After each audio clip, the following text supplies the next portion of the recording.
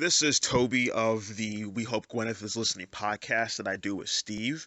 Just want to do some house cleaning before we get to the latest episode here. We originally recorded two parts. It was basically like 4 hours long. We split it into two parts.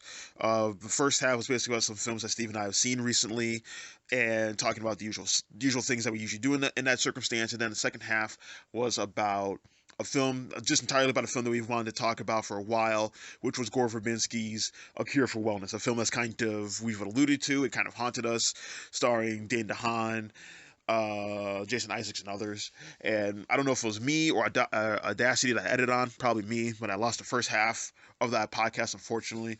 But we talked about a number of films that we've watched throughout 2018, some that we've seen already, including Mission Impossible Fallout, written and directed by Christopher McQuarrie, starring Tom Cruise, of course, with Vanessa Kirby, Rebecca Ferguson, Simon Pegg, Henry Cavill's mustache. We both loved it. We loved it. It was one of the best, if not the best, action film of the year.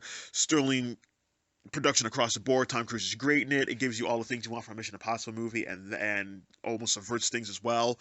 So that was really fun. We saw Thoroughbred starring Anna Taylor-Joy and Olivia Cook, and the late Anton Yelchin in his final performance. Really liked that one, subversive, strange thriller, and we really liked the performances in that one, the look of it, the framing of it, and everything that kind of goes visually with it. John M. Chu's Crazy Rich Asians, phenomenal box office juggernaut this year, starring all Asian Americans, British Asians, Asians of various descents across the world, starring Constance Wu, Michelle Yeoh, Awkwafina, Gemma Chan, and newcomer Henry Golding. We loved it. It was what you wanted from a great rom-com, but also does a lot more than that, puts in a lot of work, and it's a really smart film, just more than you think it would be. Michelle Yeoh gives a pitch-perfect, almost gripping performance as Henry Golding's mom in it, so that was really fun to watch. We watched this last year, which kind of tied into A Cure for Wellness with Dane DeHaan. We watched Valerian and the City of the Thousand Planets by Luc Besson, starring Cara Delevingne, Ethan Hawke, Rihanna, Clive Owen, and others. Not that great. Pretty harmless at the end of it. I remember I took a good nap during it. That was fun. And Rihanna is kind of the only reason to watch the movie. Cara Delevingne I thought was okay in it until she was across Dane DeHaan, and Dane DeHaan just kind of sucks all the charisma and energy out of the room, unfortunately. So we talked about that. That led into A Cure for Wellness. We also saw probably the best horror film that's regarded right now this year in Hereditary, starring Toni Collette in a barn-burning, dealing on the mound in a pitcher's almost remarkable performance. Also, you have Gabriel Byrne, Alex Wolff, the great award-winning Ann Dowd. That one has been really recommended just across the board as far as the technical achievements of it. It looks great, sounds amazing, terrifying. A lot of people have a visual reaction to it. We don't really hear that much of a horror film these days. Steve and I just wasn't our cup of tea. We had a lot of problems with it narratively. Just as far as like what we hoped it was doing as opposed to what it actually did do. And I'm in the kind of minor camp, I suppose, that the last 20 minutes are kind of a disaster, unfortunately. But we do recommend the film. If you're a horror fan, go watch it for sure. Toni Collette gives an incredible performance in it. Hopefully we'll hear more of her name as we're in award season right now. But yeah, just wasn't for us. And last thing is we started a kind of new podcast called We Hope Laura Dern is Watching, which is talking about just like off the cuff, straight off the dome kind of things, a smaller podcast, just about various topics that we have on mind that we wanted to just kind of get out there and just kind of allude to. So yeah, we'll have that one up and hopefully soon, and then we'll have another podcast up soon. So just wanted to get this out since I lost the first half of the podcast and it was a really good discussion too, unfortunately. But so here's this latest podcast of A Cure for Wellness. Hope you guys like it, and we hope to talk to you soon.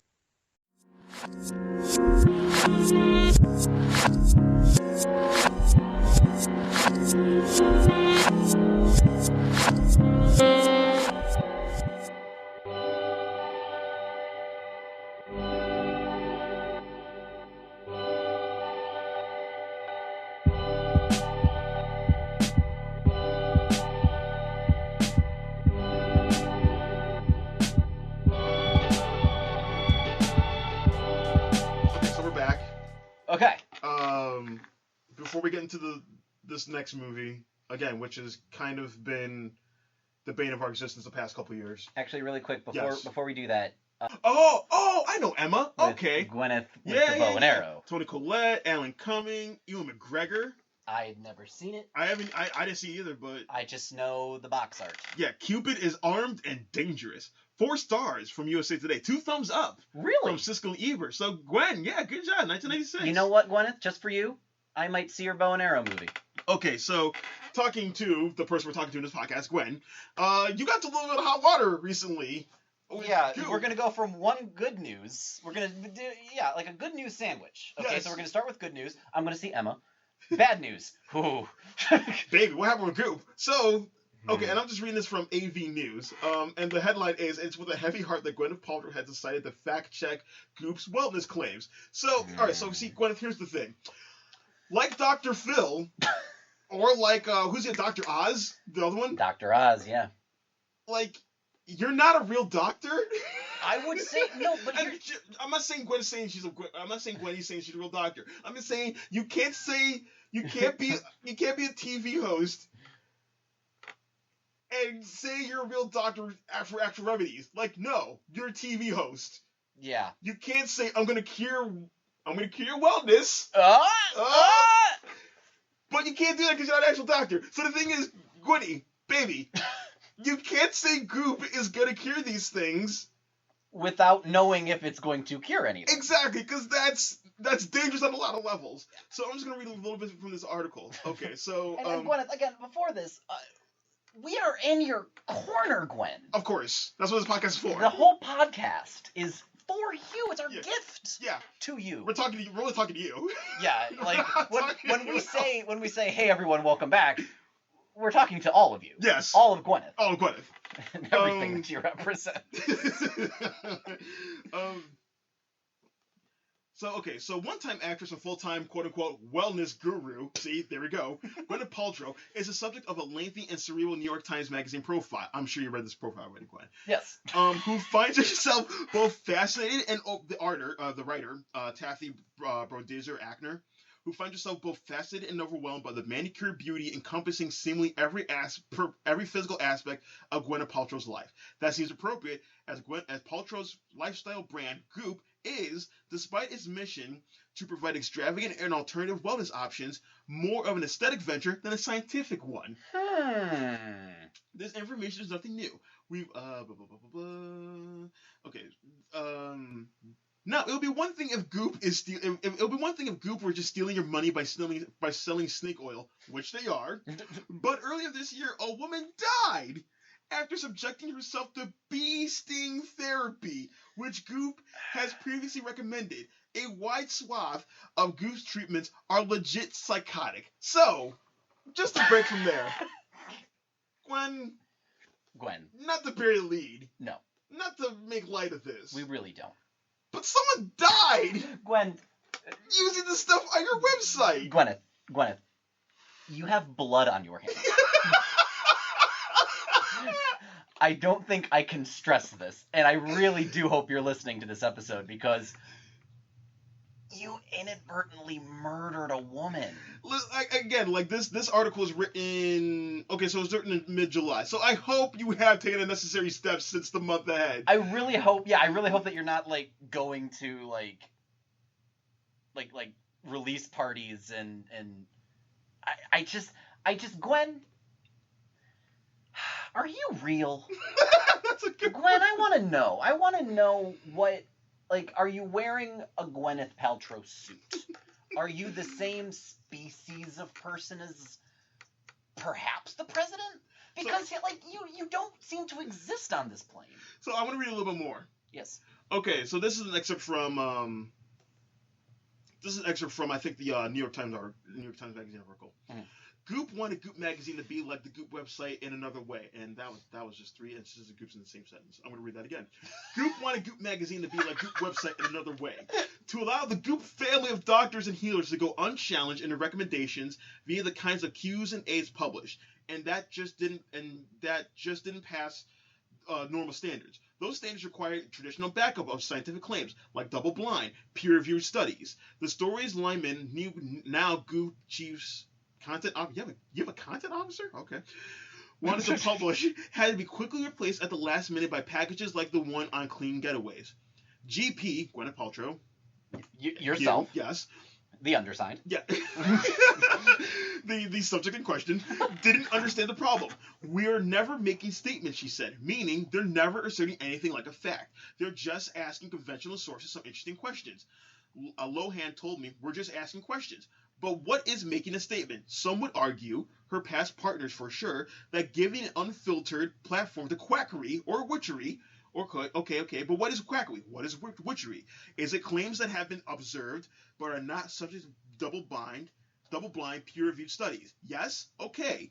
GP would say then, what is science? Is it all-encompassing and altruistic and without error and always acting in the interest in humanity? So it's like you're trying to. I love that we're saying. I love how we're discussing this like she's here. Yes. It's like you're trying, which is the whole podcast, but it's like you're trying to hide the fact that you don't want to take responsibility for your actions by just saying we're not saying you can improve your life this way by having bees sting your face. We're just saying it's an alternative, unconventional possibility that it might happen.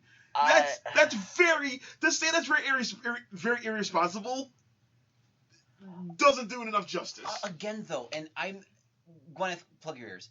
I mean it when I say that I honestly, if I had to compare her to someone, it would be Donald Trump. In the sense that she is so out of touch with A, her actions and the consequences, and B, reality at large. And she just kind of doesn't understand, well, I don't understand, I did this thing that's bad, I don't understand why it's bad. I don't think that, I think I'm allowed to do certain things because I'm Gwyneth Paltrow. I'm allowed to say that this works even though it doesn't. I'm allowed to lie and pass it off as truth. I'm allowed to say that this thing doesn't. They're similar. They're strikingly similar. So a little. This is another excerpt from here. Journalist Clive Thompson was quick to point out just how much Paltrow's words echo those of people like the aforementioned Alex Jones. Yes. Statements about just asking questions, quote unquote, sound a lot like what you hear from people who think the Earth is flat, or that the Clintons are running a pedophile ring outside of a pizzeria basement. Gwyneth, I do have to ask. I know your feelings are hurt right now and you feel attacked and you probably stop listening. I get it. If for some reason you're still listening, I need to know. I can't rest soundly until I know whether or not you think the Earth is flat. No judgment. I just need you to get in contact with me somehow. I need to know. I think you might. We will hopefully follow this up on a later podcast. Yes. Like hopefully we'll get an answer for and that. And hey, if anyone listening to this just knows Gwyneth or can ask her a question, can you please ask her and get back to us? So, I really want to know. I think she might. Okay, so this is a really long prelude into the movie that we're going to talk about now. Again, I'm so excited to talk about this, Toby. We've been talking about this movie for like almost 2 years now. It is what's this? Gore Verbinski's A Cure for Wellness. Guys, Gwyneth, everyone listening to this, we have left movies, and after we see a film in theaters, we always talk about it. Since seeing this movie, we have left really great films. Black Panther. Get Out, I think, was the first one. Get Out. I mean, Moonlight. There's like just a litany of Florida film. Project. We would walk out of all of these really good movies, and we would talk about these movies, and then some fucking how, like a virus, we would just start talking about A Cure for Wellness and how bafflingly bad it is. I think it's not unfair to say it's haunted me. No, it's haunted the both of us. A little bit of context. So we were hanging out, we were watching Mr. Robot. Yes. His first season. Mm-hmm. And, very good. Yeah, very good. And I can't wait for this show to come back. Mm-hmm. And we were kind of killing time before because we wanted to watch It Comes at Night. Oh yeah. starring Joel Edgerton, Mhm. Carmen Elenjo, and like other people, like Christopher Abbott as well. Yes. Pretty good psychological horror. Yeah. So after we got out of that movie, Mhm. I raised a question because we were kind of fascinated by Cure for Wellness. We saw the trailers looked interesting. Trailers looked interesting. And cool shots. Visually, Yes. it looked very interesting. Yeah. So I raised the question: should we just go back? Should we go back home and just continue watching Mr. Robot. Mr. Robot, Mhm. or should we just sneak in and watch A Cure for Wellness? We chose the latter. Unanimous. Yes. We said like walked into the lion's den. no. Before we said like we can always go back and watch Mr. Robot. Yeah. We can watch the movie now. That's true. So we snuck in. I might shouldn't admit that we snuck in to watch it. Yeah, we did not pay. We didn't pay. Thank God we didn't pay for this movie. And I'm pretty sure that's when we entered a different timeline. Oh my gosh. Steve's looking around the room. No, I need to think about something for a second, okay? Think about a splitting timeline, Toby. I am now paranoid. I think we inadvertently, like... A Cure for Wellness we saw... I wouldn't blame you if you didn't write it down. No, I did. I wrote all the films I saw that... Most all the films I saw that year. We saw that February 21st, 2017. 2017? Yes. Okay. I was very afraid that us seeing A Cure for Wellness caused Trump to be president. I was very concerned that it was all our fault. No, we saw it. 2017 because Baby Driver was the same year. Spider-Man: Homecoming was the same year. Okay. Atomic Blonde, yeah. So last year we saw it. So it wasn't too. Okay. Wow. It feels like it. It feels like so long ago. No, it does. Again, this. Guys, you don't understand. Like, every time Toby and I try to talk about this film to other people, we, like, it begins with 1,000-yard stare and, like, war flashbacks. This was our Vietnam. I don't want to belittle the horrors they saw. No, I don't. But it is. Yeah, no. Our Vietnam. Yeah. So I don't even know where to start. I want to start because I pulled up. Okay, so this is something I've done for my own. So okay. Like, I honestly feel like I'm in like a therapy circle. No, we kind of are. So here's the thing. So millennials are very depressed for a lot of reasons. That's fair. Okay. That's actually, statistically. So I'm not depressed. I don't have any mental issues. I don't have any. I don't want to step on anyone's toes if they actually do have things of that nature, which they should hopefully get help for and completely and all that stuff. But my self-care has been, if I heard the phrase Rotten Tomatoes, I would just shut my brain off completely. Because Rotten Tomatoes doesn't mean anything. It doesn't mean anything. It's an aggregate for okay. So if you got a room full of 10 people, yes, and they ask, and the question was asked, who thinks, because you raised this movie before, who thinks Inception's good? Mm-hmm. Maybe 8 people raise their hands. Yes. So that means 80%. That means we have 80%. It's okay if you don't like a movie. Yeah. It's not a personal attack on me. So I have Cure for Wellness on Rotten Tomatoes up right now. It has a 41% on the tomato meter. Audience score is 41% as well.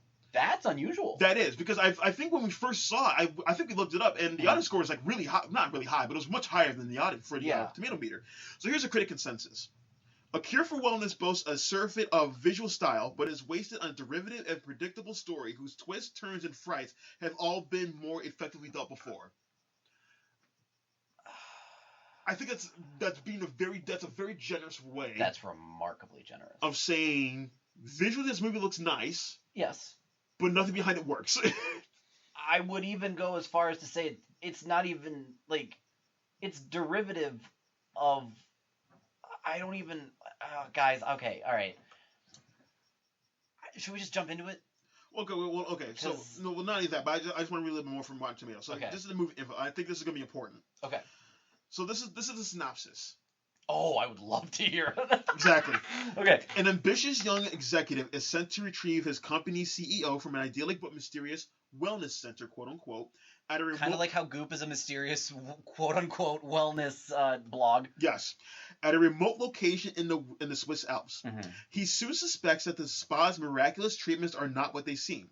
When he begins to unravel its terrifying secrets, his sanity is tested, and he finds himself diagnosed with the same curious illness that keeps all the guests here longing for the cure.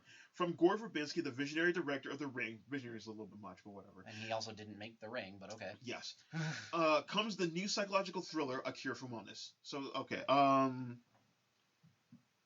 Box office is only 8.1 million. And again, we didn't contribute to the box office, right. so there's that. So it only made 8.1 billion. Here's some pull quotes from critics. Okay. This is a rotten from Josephine Livingstone from the New Republic. The poor ending felt like a betrayal, since it wrenches A Cure for Wellness fully out of its original genre into melodrama. Did they... Wait. Okay, no, we'll get into it. Okay. Sorry. I've got... Richard Brody from the New Yorker. I love Richard Brody's writing. Mm-hmm. He writes, Verbinski inflates a story ready-made for a brisk gothic shocker into a bloated, self-important mess. Yeah. Brad Wheeler from Globe and Mail. Somewhere around the middle of the film, one begins to realize it probably isn't going any place worthwhile. We had, at one point, I want to say maybe half hour into the movie, we stopped doing this because we were losing count. But we had a horror cliche tally. Yes, we did. We had going on. I forgot that, yeah. The first 10 minutes, we were in the 30s. Yeah, we were losing record pretty quickly. Adam Graham from the New York, Detroit News. Mm-hmm. At 90 minutes, it could have been an eerie, tricky, well-crafted thriller. Yes. At 2 hours, its wheels start to fall off, and then it continues to limp along for another 30 minutes, after which you wonder what was the point of it all in the first place. I think Adam Graham kind of sums up what our feelings is. Because, guys, this movie, it's 2.5 hours? It's like 180 something? Yeah, 146 minutes. Okay, this feels like you're sitting down to watch every episode of a really bad miniseries. Yeah. It keeps going. And you're like, surely it's done, but there's 45 minutes left. They're all kind of saying the same thing. This is something we talked about as well, where it's just like, and this is something we just talked about with Valerian as well, where it's just like, there may be ambition here. There may be trying to do something here. It may look very pretty. But the incompetence. Yes. Is not just almost impressive how incompetent it is. Which it is. Don't get us wrong. It's very impressive how incompetent this film is put together. But it's just... It's slathered, like, everything good, and there's not much good in this movie, but it's slathered by how bad it is. Okay. And here's the thing, like, I've talked to some people on Twitter, and I don't want to put anybody on blast, of course, but I've talked to some people, and I've seen some people on Twitter be like, they love this movie because, like, how ambitious it is, how good it looks, the music as well, how eerie.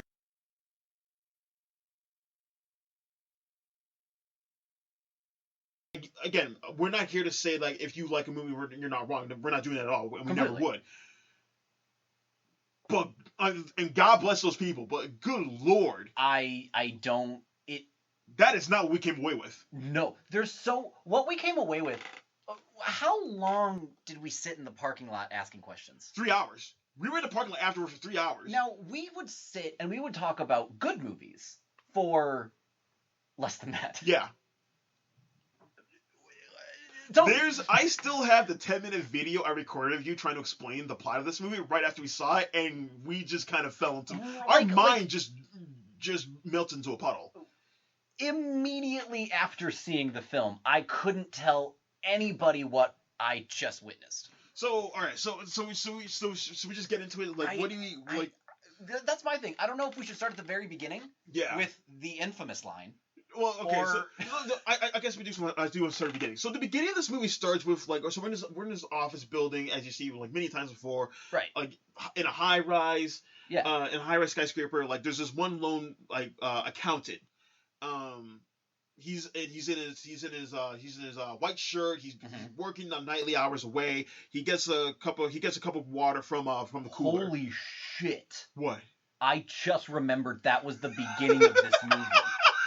That never comes back. No, it doesn't. Toby, holy guys, I have been thinking about this movie nonstop all day in preparation for this. I forgot the first, the opening to this movie because it makes no fucking sense. So yeah, this accountant working away. He gets a cup from the cooler. At night. Cool, at night. He drinks it and he starts coughing. And it's a small cough. It's like oh. And then he starts coughing and he passes out. And he passes out. He seemingly dies from just drinking his water, or after drinking the water. But it kind of, we don't know why he died. Right. Then it cuts to this shot of the cooler, and it kind of just pushes in on the cooler, and then it cuts. So we're to imply that he died because of the water. This is the opening of the film. Yes. Hey, this man died from drinking this water. Yes. Now, I would tell you not to forget this motif. That is impossible.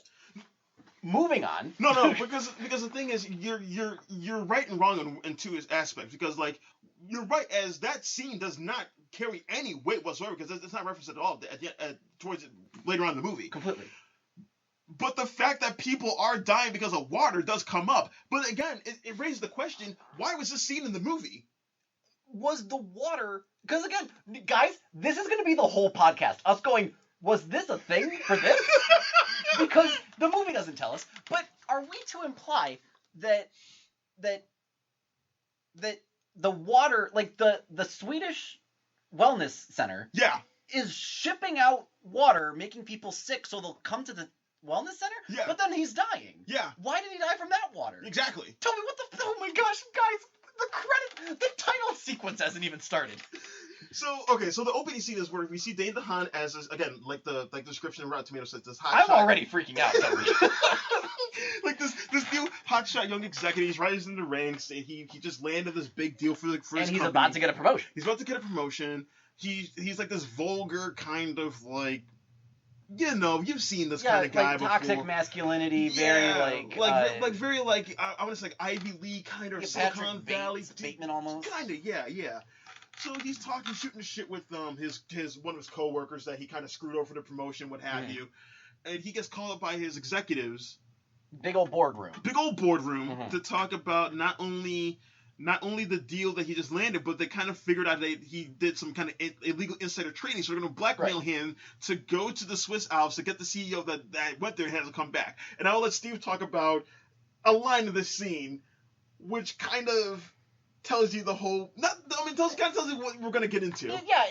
Okay. So first of all, Dane DeHaan, he's up there, and everyone's like, "Hey, congrats on the promotion," kind of whatever. And then, like Toby said, you did some shady shit, and so now we're going to blackmail you. You need to go get the CEO of this company. And this is not a long scene, but there's a lot, a setup in here where it's like, the CEO left, he refuses to come back, and you have to go get him.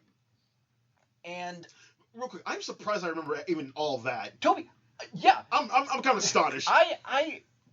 Because I was going to, I went to Redbox today, because I was going to rent it before this and watch it to refresh my memory. All the parts that are importantly bad are permanently burned into my brain.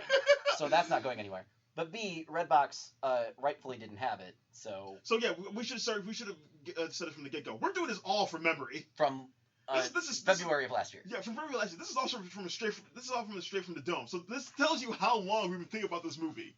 So they're all ganging up on Dane DeHaan, who suddenly looks like a kicked puppy, instead of the big hot shot about to get a promotion. And they're like, "You can't get a promotion until you get the CEO back." And then a woman says to him, "And if you don't," something along the lines of, "And if you don't, you're gonna be you're gonna enjoy the big black dick in prison." Yeah. Or something like big black cock in prison. Yeah. Apropos to nothing. It's just it's a line that sticks out, because the movie up until that point wasn't anything like that. No. And all of a sudden, this woman is just kind of condescendingly like, Either that or you'll enjoy the big black cock you'll get in prison. And we're just like, whoa! Yeah. What? Okay. It's a line, like you said, it's a line that just sticks out because there's no setup for it. There's no setup for it. It says it comes from absolutely nowhere. Because they all seem like all the executives are very like all the executives meant just to say. Right, except for the woman. Except for the woman who says this line. And so even that sticks out even more. That is weird. Yeah. Is that like I don't even know. I don't even know. But so that was the first. That was the equivalent to the teenager on the roller coaster saying, "Strap in." Like, make sure that your thing is above, like, your chest so you don't fall out of your cart. Because, holy shit, the ride is about to start. Yes. And so, after, like, our laughter dying down from what the fuck was that? Yeah. He's now on a trip to the Swiss Alps, to this wellness center. Yeah. Oh my gosh, Toby, there's so much we have to talk about. No, I know. I'm already tired. No, I know. Okay. So, I mean, we're not gonna go frame by frame with this. We can't. No, we can't. We have to just pinpoint the. So I mean, he's driving by train. He's looking up things for the of the center. He gets a taxi drive up to the wellness center, and he's talking to the taxi driver who's expository dialogue. Right. Oh, you're going to the wellness center? Yeah. Well, let me tell you all about it. Yeah, tells the history. They're talking back and forth. Honestly, I almost like that scene because him and the character actually have good chemistry together. It's weird. It's weird. Yeah. It's like they're talking back and forth. It's kind of jovial and stuff like that. Yeah. And it's like he's just laying out like the legend of the area and all that. Right. And the whole time Dane DeHaan's got his laptop open because he's a workaholic. Yeah. And he's like, I don't care. This is a simple in and out, like, recon mission for me. Yeah. So I can get my promotion and apparently avoid big black cock in prison. I'm just working. Spreadsheets and all. As I do. So he gets to, oh my god. So he gets to the spa. Yes, which is what it is. It's a spa. It's a spa, yeah. And I mean, you see shots like people in white, activities. They're hanging out. They're walking. They're doing like a bunch of like water exercises with the balls, and they're doing like chess outside. Right, stuff like that. So it's really trying to portray this idyllic kind of setup and area. So he goes in. He meets with the secretary. Then he meets with Jason Isaac, who is the head of. Listen, I don't remember his name. I'm just gonna call him Jason Isaac the whole time. Whatever. Yeah. He meets up with him and he tells him like, yeah, we called. We talked on the phone earlier. Yes.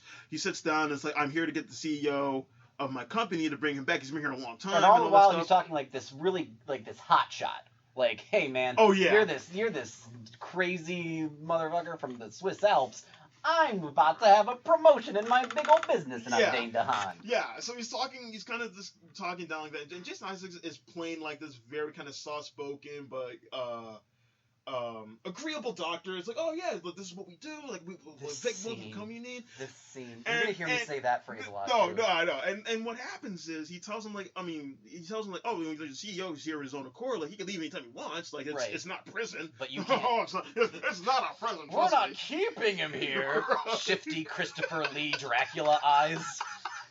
Is the vibe I kept getting from him. But oh my god. But so he's telling him like, of course the person you're looking for is here. You can leave anytime he wants. Like, but he has to leave on his own accord. He has to leave on his own accord, and you can stay here. You can stay here for a little bit while you talk to him, and you guys leave together and all that stuff. So he's being very accommodating. Yes. For Dane DeHaan, and there's this thing this scene does. Oh, I'm trying to remember correctly. Yes. There's a thing this scene does where it keeps cutting to. There's a glass of water.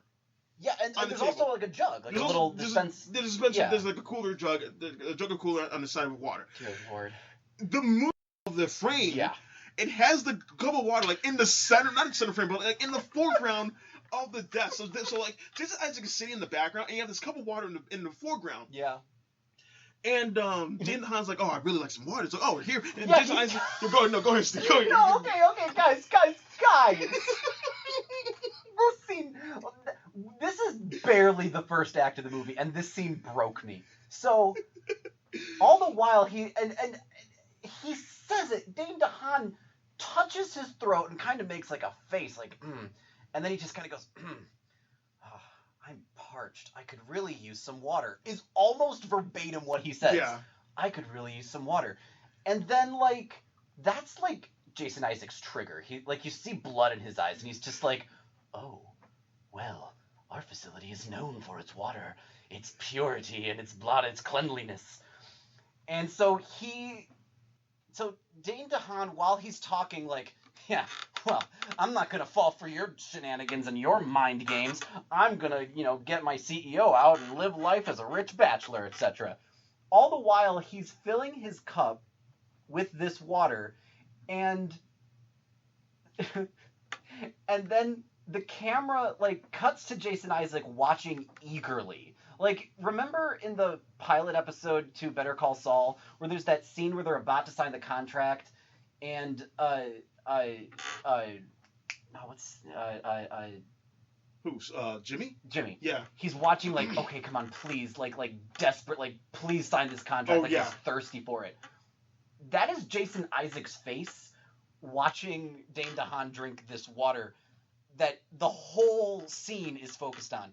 And then you get an in real time take of Dane DeHaan going, gulp, gulp, gulp, ah, and then triumphantly putting the glass down, and then Jason Isaac blinking and smiling up at him.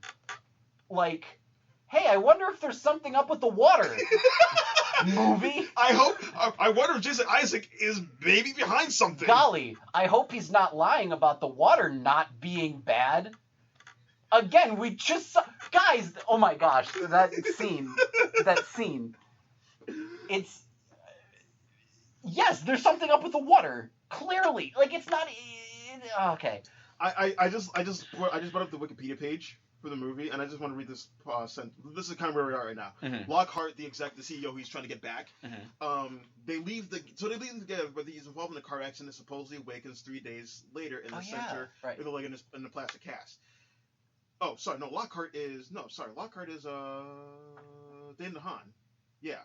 Well, we'll just call him Dane DeHaan. I mean, we're calling him Dane DeHaan. Right. But so he leaves, and he's involved in the car accident. Curiously, in spite of the horrendous nature of the accident, both he and the driver suffered from no other injuries but a minor scratch or two. During his time at the spa, Lockhart, Dane DeHaan, meets a mysterious young girl named Hannah, who, among others, doses herself with a mysterious fluid kept in a small cobalt-colored bottle. So, all right, so here's the thing. So, we got to talk about this. There's I want to know if it talks about... Okay, it does. A patient named Victoria Watkins, the older lady. Remember her? Oh my gosh, I cannot wait. There's a scene with her. She's like on a gurney, about to be sacrificed to eels. Yeah. Guys, this movie is so bonkers. I can't wait. A patient named Victoria Watkins, as well as residents of the nearby town, regale a fascinated Lockhart with the history of the spa. It is built on the ruins of a castle once owned by a baron roughly 200 years ago. The baron desired an heir of pure blood and married his sister. When the baron learned she was infertile, he began performing hellish experiments on the peasants to find a cure for her infertility. He succeeded, but after finding the carelessly buried bodies of his victims, the peasants stormed the castle and set it on fire. The baron's pregnant sister was captured by the peasants, and the baby was cut from her womb before she was burned. Although the peasants tossed the baby into the local aquifer, it somehow survived. Lockhart attempts to escape the center, but finds that no one is allowed to leave. After gifting Hannah with a ballerina figurine, Lockhart bikes into the town with her help. Okay, so that's when... Guys, that is the Wikipedia article. Yeah, that's the Wikipedia article. So here's the thing. So we learned about the backstory of this. So here's the thing. So this backstory, at first, is treated like, okay, this is like seasoning. This is like, this is like subtext, like story building, which is fine. Like a vague ghost story. A vague ghost story. Details aren't really important. It's just kind of like, here's like the lore of this place. Here's the lore of this place. It doesn't matter. Mm-hmm. This movie decides to take this lore, to take this background, and make it text. So everything I just read about, there's a baron 200 years ago. There's a baron. He wants a pure heir. He tries to impregnate his sister. He can't do it. He does experiments on her, gets her pregnant. All these things. The burn it down, like that becomes literally real. That is it. That becomes the villain, and at this point, Jason Isaacs is the villain. That becomes his background story. That that is after everything else that happens in this movie. Yes. Like, it's happening in the background, and there's so much shit that's happening that you're just like, they start saying the legend, and they repeat the legend so many times. No, they repeat the legend so many times. But eventually it turns into white noise because you're like, how did he get out of the chair? We'll get to that. Oh, yeah. And then at the movie ends. First of all, you need to understand that the movie ends. And then the movie keeps going, and that's when we get the legend of this 200-year-old incestuous count scientist. Guys. Okay. Like, we're both sitting here, like, in awe. I don't know. I don't know if there is anything we could have done to prepare for this. I don't know. Okay, so we have the legend. Yeah. Right? And then we have the incredible scene of him drinking water that is totally just water. No worries. So here's another thing. So Dane DeHaan he meets up the CEO and tells him, I just read about this. Like they need to bring him back to send off on a merger to do with another company. Yes. Dane DeHaan finds the CEO in a pool. Yes. They're talking. Dane DeHaan again. He's trying to convince him we gotta come back. He's telling him, fuck off. No, I'm staying here. Well, it's not even that. It's more like he's talking in a very, like, dream-like state. Like, yeah. Why would I want to leave? But why would I want to leave? It's everything I want to do. Everything's paradisical here. Yeah. So what happens? The CEO's in this pool. Yeah. He dips under the water. Yeah. No, sorry. Let me set this up cinematically. So it's like it's this tracking shot. Like the camera is following Dane DeHaan, like on the side, walking on the side of the pool. Walking on the side of the pool, and the CEO is walking in the water, and they're talking. Yeah. So the CEO dips under the water. Yeah. Just for a couple seconds. And you're like, oh, he's going under for like a dip, as people do. So it's like, oh, I guess this conversation's over. He comes back up. A completely different character almost. And so he says like, oh, I'll come back with you on one condition. You stay here for a while. You just kind of. But it's a lot more stark than that because at first he's like, why would I want to leave? I have everything I need here, and the water is so pure. Why would I want to leave? He dips underwater, and then he almost like he's in thought. Then he comes back up, and he's like, wait, they're doing what kind of merger without me? And I'm like, where is this coming from? Yeah. What kind of like epiphany did you have under the water for 3 seconds? And then he's like, fine, I'll go, but you need to stay here for a while, I guess. Yeah. And all the while he's limping in this cast because apparently he has like a broken bone. Yeah. And they're like, don't worry, we mended it for you, and it's in this cast, so he's on crutches. The actress's name is Mia Goth? Yes. Okay. She plays Hannah in this movie. Now, guys, this is the part that confused me the absolute most, and that is telling. So she is... This did? Yes. Okay. And I will go into why as the podcast goes on. Okay. Gwyneth, don't worry, I will explain. So he meets up with Mia Goth, who is like this spacey, almost like Cloud Cuckoo Lander character, who's just kind of like, my father doesn't let me leave. My father doesn't let me do this. My father says I must stay here, and why would I ever want to leave? And everyone's kind of saying that, like, why would we want to leave? And she's like walking on the side of a pool, and she's like, well, the water here is so pure. And there's a point, we're going on a sequence because we have to, because there's so much. And so this character, I don't know how old she is. The movie, I don't think, tells us. I don't think the movie knows. The movie doesn't know. And that makes it really uncomfortable later on when we figure out who she is. But there's a point where he goes to a pub in the town. Yeah. Now, I don't know why this happens either, because he apparently escapes. Well, I wanted to read a little bit more off Wikipedia before we got to the bar. Okay. I don't want to rely too much on Wikipedia because I don't want to accidentally explain something. No, I don't either. But it's just good. It's just a good reminder for all this because again, we're going off memory. Right. So Dane DeHaan investigates his suspicions and discovers the transfusion wing of the spa is a front for very diabolical medical experiments. Gosh, there's the hand job scene too. Yeah.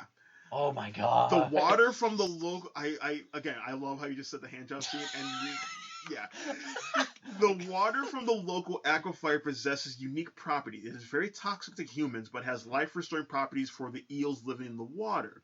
The Baron had devised a process to filter the water through the bodies of humans and distill it into a life-giving essence.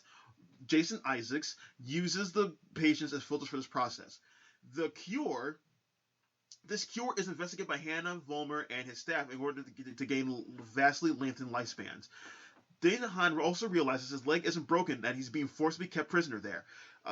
Whatever. So, all right, so... That whole process, by the way, the process with the filtration and the eels and the properties, none of that is explained in the movie. It's... At best, it's muddled. At worst, it's like, what the fuck? But, all right, so one... Okay, so... Because you read that? Yeah. That makes sense, but that is the first I've heard of it. That's the first it even registered in my brain what filtration through humans because of eels. I never would have gotten that. I got that from the movie. I got that's what the movie was trying to say. It's just so badly told. It's real, but yeah, we got what the movie was trying to say after talking about it for 3 hours. Yes. No, but so there's this one scene where there's a part where Dane DeHaan, for treatment for his leg, so let's try some of these things that help make you. Some of these like holistic water therapy. Yeah. So we're gonna put you in this giant. What's the best way to describe it? Like this giant. It's like a deprivation, like a sensory deprivation tank almost. Yeah. So we're gonna put you in that, and the eels have special properties. Like I just read from Wikipedia, the eels have special properties with the water, which will instantly heal your leg. He doesn't know about the eels at this scene yet. No, fuck, that's true. Sorry. Okay. Yeah. So the eels come out of fucking nowhere. That is true. So for all he knows, he's just being put in this really dark chamber, filled with water, and that's supposed to help somehow. But again, now there is a technician who is watching the water. Yes. And because there's a technician. Technician of some sort, and so there's like a glass panel where the technician can see in. Yes. And so that's important. Yes. For a thing that's about to happen. Yes. So what happens is he's in the tank. Everything's going as it's supposed to. He's in the tank. He's closing his eyes. He's just taking it all in. A nurse walks in. Yes. And the nurse is like, I don't know if this is the wiki. No, this isn't. I don't know why it would be. So wait, that is not in the wiki. No, it's not. Guys. So the nurse walks in and they're just making small talk at first. And by the way, this technician and nurse, you never see them again. You never see them again. So what happened? I don't think we said. It's not. They're not prominent later on. They don't have names, and they don't have character traits, and they don't have dialogue. No, but they're making small talk, and what happens is out of nowhere. He unzips his pants, pulls out his penis, and she proceeds to give him a hand job. Yes. So he's not paying attention to what's going on screen with Dane DeHaan whatsoever anymore. At all. Now, I understand, as a screenwriter, hey, there needs to be a point, I don't understand why, but there needs to be a point where Dane DeHaan is in this chamber, and he is freaking out because he sees something, and he's in danger. There needs to be a point where Dane DeHaan's in danger, and the technician can't save him. Why have the technician there, then? Why have the technician there? Why have the technician there? Why is the nurse there? Why is the nurse there? Why a hand job of all things? I was going to say, at least give him a beach. Come on.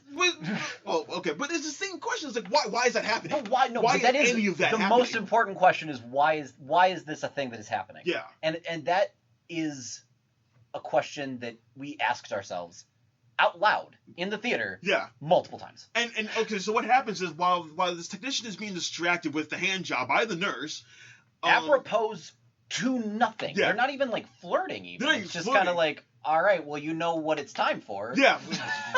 Go to town. He's white, by the way, so this is not the aforementioned big black cock. Spoiler alert, that actually never makes an appearance in the film. So. No, it doesn't. But so what happens is all of a sudden eels start slipping into the chamber. Yeah. And where Dane DeHaan is. Because he says at one point, like, I think I felt something touch my leg, and Jason Isaacs like Mr. Burnsing over here, like, oh, you might hallucinate a little bit. Oh, that's true. Yeah, that's true. So and then there's just eels surrounding him everywhere. In this deprivation tank, and he's freaking out, and like his vitals are going crazy. Yeah. And the thing about the vitals is I can't recall, but I'm pretty sure that machines are making loud beeping sounds. Yes. And the technician is getting a hand job. Yes. If I had a job to do, and there was beeping going on in the background, and I knew it was my job, I don't think I'd be able to stay up. I think my duties would be, my concerns would be elsewhere. So it looks like it's curtains for Dane DeHaan to a degree. Will Dane DeHaan get out of this one? Well, the technician climax. Okay, listen. If the movie did that, Just little intermissions. I would actually respect it. It would probably have been my favorite movie of the It year. probably would have been better. No, but so Dane, it looks like it is Kurt for Dane DeHaan, but he gets pulled out of the chamber out of nowhere, and there's no eels at all. Out of nowhere. Out of nowhere. Because you don't even see the door lift up. You don't see hands come down and reach him in. All of a sudden, he's just out. Yeah, he's just spirited away out of the chamber, and it's the technician. We don't see the nurse. I don't think anymore. The technician is there, and he's like, what happened? It's like, well, I was being attacked by what? There's nothing in there, and he looks, and there's nothing in the chamber. It's just water. Right. So again, it's hallucinatory, but it's like, why was the scene there? What does the scene do? Because here's the thing: if it's supposed to foreshadow real eels, which there are real eels in this film that look exactly like the ones that Dane DeHaan. Yeah. But then did he hallucinate them? Clearly he did, because there's no eels in there. But why did he hallucinate the exact eels? Yeah. That's not foreshadowing, is it? No. Because he doesn't know, and there's no reference. Like, it's foreshadowing for the audience that eels are gonna play a part in the movie, but logistically. No, logistically, what I don't know what the scene does. Like, the scene doesn't do any, and it's the same thing with the CEO when he dips into the water, it comes out, it's almost a different character. Like, what is the point of this? What is, and I get what it's does supposed this do? to be. It's supposed to be like I think Verbinski was trying to go for like, oh, it's kind of this eerie, atmospheric, absorbing yourself into this world, but it's like, I'm just confused because I'm asking too many questions. No, because logistically, it doesn't do anything. Like, it doesn't do anything, and it's like, if it doesn't do anything, it just raises questions. It just raises questions. Why was like you said? Why was there a technician there? Yeah. Why was a nurse in there? Why was the nurse giving him a hand job? Why was he? That is true. Why was the hand job happening? Because the technician is still the one who saved him. Yeah, and not only that, the nurse could have been doing anything. They could have just been talking, or she could have been like, "Hey, can you step out for a sec?" That would make more sense, because then he would come back in and go, "Oh shit, the buttons are beeping." Right, or it could have been like, "Oh, I brought some food. Oh, what kind of food you got? Oh, I got this." Like, you could have been distracted by anything. Why a hand job specifically?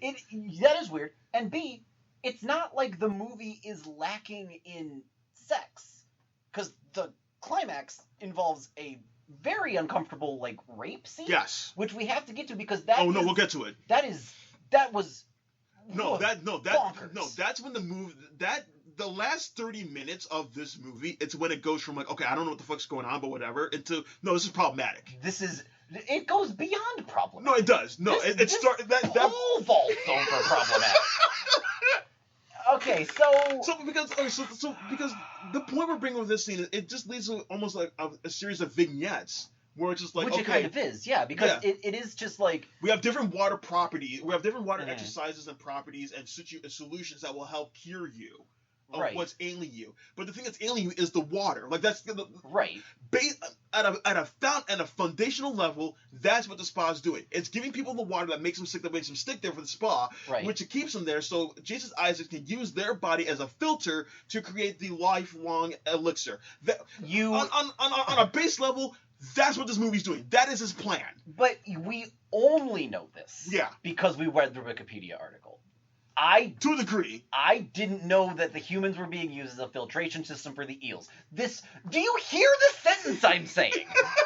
The plot, the dastardly plan of Jason Isaac involves filtrating water through humans with eels. No, again, I feel like I knew that from the movie only because, again, we talked about it for 3 hours afterwards, but only because. Oh my gosh. This movie is so fucking muddled in what it's trying to actually portray to the audience. But we see them drink water a lot, and later on. So again, I'm trying it sounds like we're rambling, which we are. There's no other way to talk about it. I know, but we're trying to keep it as straight as we can. But so it seems like a series of vignettes of what happens. It's like, okay, so there's this exercise you can do. There's this exercise. He talks to Victoria and all that. So Dane DeHaan gets kind of close to Hannah to a degree, and he's like, "Oh, so should we get out of here?" I was like, she's like, "Oh, no, we never leave. No one ever leaves," and all that stuff. And he's like, "No, I'm not supposed to be here. If I stay here too long, people will get worried. People know I'm here." Right. And he goes, he gets a bike and he like spirits her away to a bar. Well, like a little town that's like below the mountain. A little town and below the mountain. And everyone he knows talks to about the mechanic at first, and it's like the car. He needs the car fixed. So he needs the car fixed. Yeah. So it's just like what's the status? And that tells him. So they go to a bar. And this is the first time the pub. Yeah. This is the first time the girl Hannah has been kind of with people not in the spot and with her father who is Jason Isaacs. And they're not like, I know that Jason Isaac doesn't want Dane DeHaan around Hannah. Yeah. And he also doesn't want Dane DeHaan to leave. Yeah. And he also doesn't want Hannah to leave. Yeah. And so they're just hanging out in this pub waiting for the mechanic who's like, there's something about a cow. There was a cow in that scene, right? He killed a cow. He gutted a cow. Yes. Yeah, because the mechanic says I do a lot of things. I'm also a doctor. I'm also a back alley doctor. I'm a mechanic. Yeah, like he does a bunch of stuff in the town, and he has like connections to the. Like I'm so like freaking out. My contact is legitimately like popping out of my eye. You want to take a break? Yeah, actually, can we take a quick break because this is take care of yourself. Holy shit! Like I feel like I popped a blood vessel. Okay, we were back. Okay. We're good? Yeah, we're good. Okay. So, alright, so, Dane DeHaan tries to figure out what's going on with the car. Yes. Takes Hannah to the pub to kind of wait for, not stall for time, but, just kind of like, wait till what's going on. He wants her to, like, experience stuff. He's like, he puts, like, money in a jukebox, and he's like, this is dancing. This is dancing. Like, this is what beer is. This is what it tastes like. Here's, like, this is the outside world. These are the people. She goes to the bathroom. And she meets up with, like, British street punks. Yeah, something like that. Yeah. Oh, my God. Yeah. And these people. And there's, like... But, I was going to say, this is when she finds out she's having a period for the first time. No. Yeah. Is it? Yeah. I thought that wasn't until she was in the pool. And all the, like, the blood? When she's in the pool with all the eels? I think that happens as well, but I also think, like, when she's in the bathroom, like, I think she finds out, like, there's little drops of blood. Oh, maybe. Okay. Yeah. All right. Yeah, because, no, you're right, that does happen as well. We're getting there, folks. We're getting there. But then one of the, cause like, and then all the, like, punks, like British, like old-timey, like, 1960s British punks. Yeah. Are, like, taunting her about, like, her old-timey dress and her old-timey way of speech and her naivete and her ignorance and how young she looks. Because, again, guys, I can't stress this enough. She looks really young, and we don't know how old she is. Yeah. And then, as they're all leaving to go beat up Dane DeHaan for reasons, one of the girls... Okay, so, real quick. Yes. Dane DeHaan goes to the bathroom as well, and he leaves Hannah there. Oh, no, I think you're right. No, I don't think... Yeah, she goes to the bathroom, and he stays out, and then they come out and confront him. But yeah, because he finds, like, she starts dancing with one of the guys to the music. Yeah. And then Dane DeHaan is like, hey, don't dance with her, and then he gets in a fight with them. Well, is that before or after she tries on the lipstick that the punk gave her, and then makes out with her reflection? Yeah, that's what it was. That's another thing that happens. So you're correct. Yeah, she didn't have her period in the bathroom. That's when she tried on the lipstick. She puts on this after antagonizing her like only British punks can. One of them gives her lipstick, and she tries on lipstick for the first time. I don't know why. And I think maybe that's supposed to be her like maturing and like coming like discovering her sexuality. Because that is a big thing that happens later on. But again, how old is she? No, this is something that like 13-year-olds. No, not again, but not only that, it just feels like the film's doing this to do it. Like there's no. Yeah, it's just kind of like there's nothing tangible going on. Not really in this movie. It just feels like it's doing shit. Yeah, and it's doing it because we're just gonna make her sensual and we're gonna make her kind of dance sexy because all the while we've seen her in these her body's covered up with these long dresses, right? And she's always very tight laced and she's always very. But again, she's not like naive. She's just spacey. Yeah. I don't know. I think she is naive. Well, she's naive. Yeah, but it's not like a childhood like awe like, oh wow, the outside world. It's like oh, why would I ever want to leave? You know, Right, kind of like right. head in the clouds almost. Right, so yeah, he gets into a fight. It looks like it's gonna be. I'm gonna keep saying it. It looks like a curtain for Dane DeHaan. Will Dane DeHaan get away from the British straight punks? Is London burning? And then Jason Isaacs comes and saves him. and saves them. But like pulls up in his car. Yeah. And then Dane DeHaan and Hannah need to jump into the car, and But no, that's not what happens. Like he comes in. He comes in. Oh, he comes in? Yeah, he comes into the bar. Okay, all right. I might be thinking of. I No, am thinking of a different Yeah, scene. you are. No, he But, comes in. He comes into the bar, stops the fight, and everyone's just kind of like, "Oh shit, it's the guy. It's the doctor." Yeah. Yeah. And it's the movie tries to make it suspicious, but you know what's kind of going on. It's his introduction. You know. Yeah. It's impossible to not know. Right. And if you guys didn't know, I want to talk to you. And not only that, well, again, not only that, but of how many, like you said, of how many times you keep referencing the backstory of this town. Yeah. It's like, okay, we get it. We get it. And who's the creepy asshole who's running this castle? Yeah. Gee golly. Right. I wonder. Anyway. Yeah. So. But also, Yeah. we find, because everyone has these little capsules of drops. And and at first we're like, okay, so we know that the daughter has it. We know Hannah has it. But this is the first time we find out that the bartender and the mechanic also have it. Yes. And so what? Yeah. So that's a question now. So it seems like everyone is in on it. But the mechanic is helping. Yeah. And so shrug, I guess. So they're taken back to the spa. Yes. And that's kind of when, Jason Isaacs kind of amps up, I don't want to say the villainy, but the villainy to a degree, but he kind of amps up the quote-unquote treatment to Dane DeHaan. Yes. And that's when he locks him in the iron lung, forces eels down his throat. Now, wait, no, because before this... I mean, there's more stuff. Oh, yeah, so much happens. But yeah, the iron lung and he forces... And that was the time I legitimately thought, okay, surely this movie has gone on for 14 hours. This is curtains for Dane DeHaan. Yeah, that's the thing. So it's almost like it's kind of spooky. That's the word to use, but it's kind of spooky how it looks like how the eels are going down this throat. And his eyes are rolling to the it's suffocating him because these are big ass eels. These are big ass eels. There's a lot of them that go down his throat. A lot of them, and it really it's a disturbing image. It's a disturbing image, and so it's kind of when you see that it's like Jason Isaacs kind of put him under. Yeah. And the movie kind of fades to black, almost like it's almost gonna end. Like that's the thing. Right. This movie we kind of joked about, but it feels like the movie's gonna end multiple times. Multiple times. And it feels like this is one of them. It feels like, okay, is that it? But it kind of goes into like how Dane DeHaan is now a member of the spa. Like he's doing like he's playing cards with Victoria. He's swimming with other people. He's eating. And he's doing it with the same blank expression that everyone else before the chair. And the part where he meets up with Victoria on the gurney. This might be before.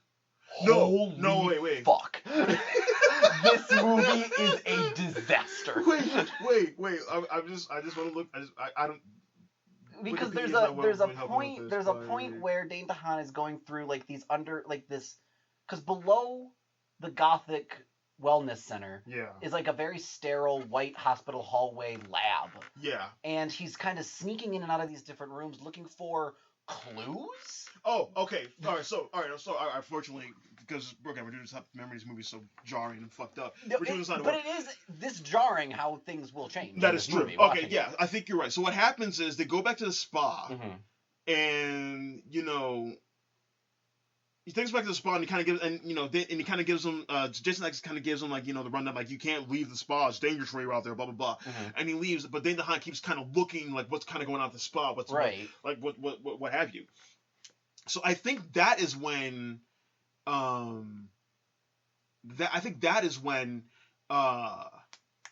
like you said, he kind of goes under the catacombs of the castle and finds like this other area where we see Victoria. Now, but the thing about this that was so fucking hilarious to me is that he sees the iron lungs. Yes. And he sees the people getting the eels into their mouths and they look dead. Yes. And he's like, oh shit, this is the experience, like the seedy underbelly of what this actually is. Right.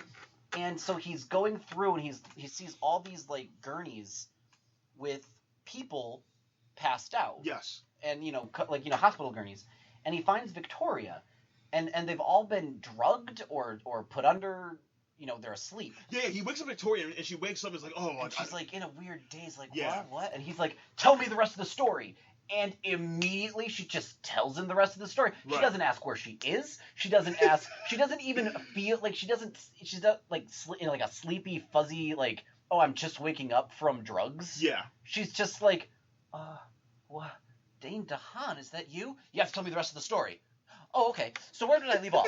Oh, right. And then the vampire guy. Like, it's what are you've been drugged and you're about to have eels put into your stomach for reasons. So like she tells him the story, and then there are some attendants who are down there, and they chase after him. Yes. They capture him. They put him in this chair. Oh yes. Oh, this. You want to take this? Yeah, take this. Toby, this was the moment. Yeah. I think. Yeah. Because there were a lot of moments where we're like, what the fuck is going on with this movie? Yeah. Why did that happen?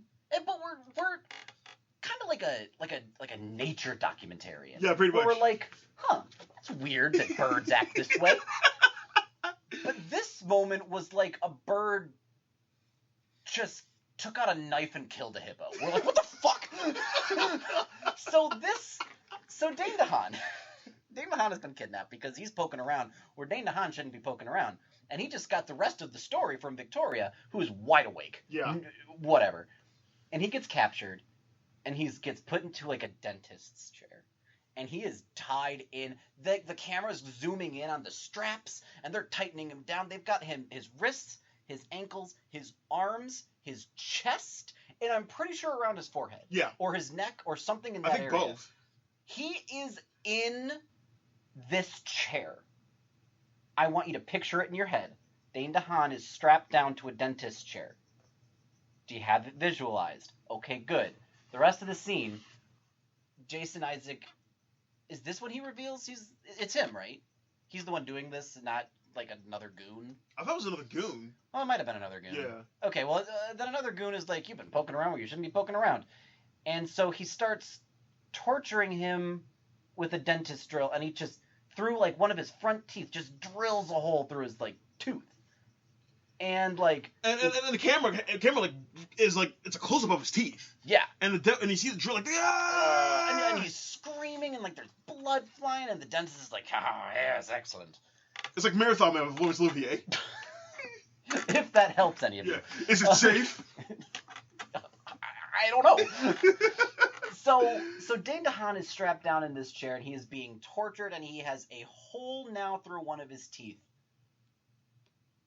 Hard cut to a taxi pulling up, the same taxi. Yes.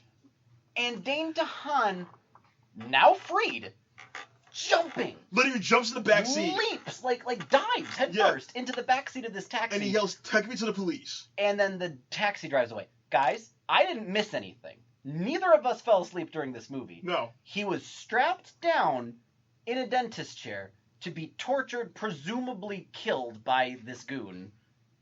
Hard cut, he is diving into the back of a taxi outside, not just out of the basement, but outside of the entire facility. Like the entranceway into the main office. Guys, how did he get out? Guys, how did he get out? And that's no. That is a question. No. Honestly, no. It goes further. It's not even a question. That's kind of where the movie. That's not where the movie breaks. It's bad, and then it breaks. Yeah, and it's funny because it feels like that. It feels like it's done. I feel like the movie did that because it doesn't matter. He's out. It's like whatever. Yes, he has more important things, but it's like no. Yeah. No. Hang on. If this is a spa where. Excuse me, if this is the spa where the head guy is using humans to create an elixir and essentially killing them while making it, he's torturing them. Yes. So we established that is an important thing.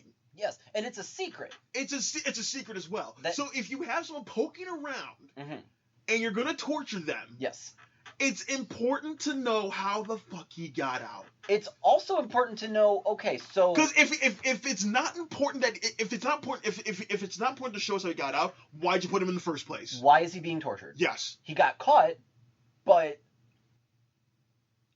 he got tortured, and then they're like, okay, now don't do it again, and Yeah. then let him out? It's Or did he escape? It's or what?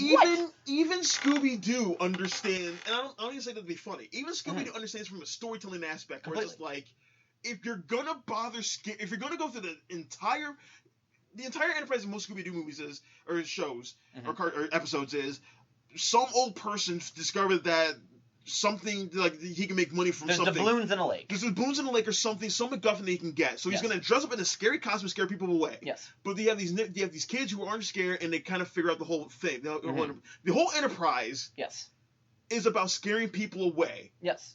So it's like, you have to establish, like, Scooby-Doo establishes that fact, where it's just like, people are going to be scared. We have to scare them away. I'm going to dress up as a scary monster to scare people away. Right. It's like this movie skipped like the middle two parts of that plan. Where it's just like, okay, here's something, you ran away. Why did they run away? Why did he run away?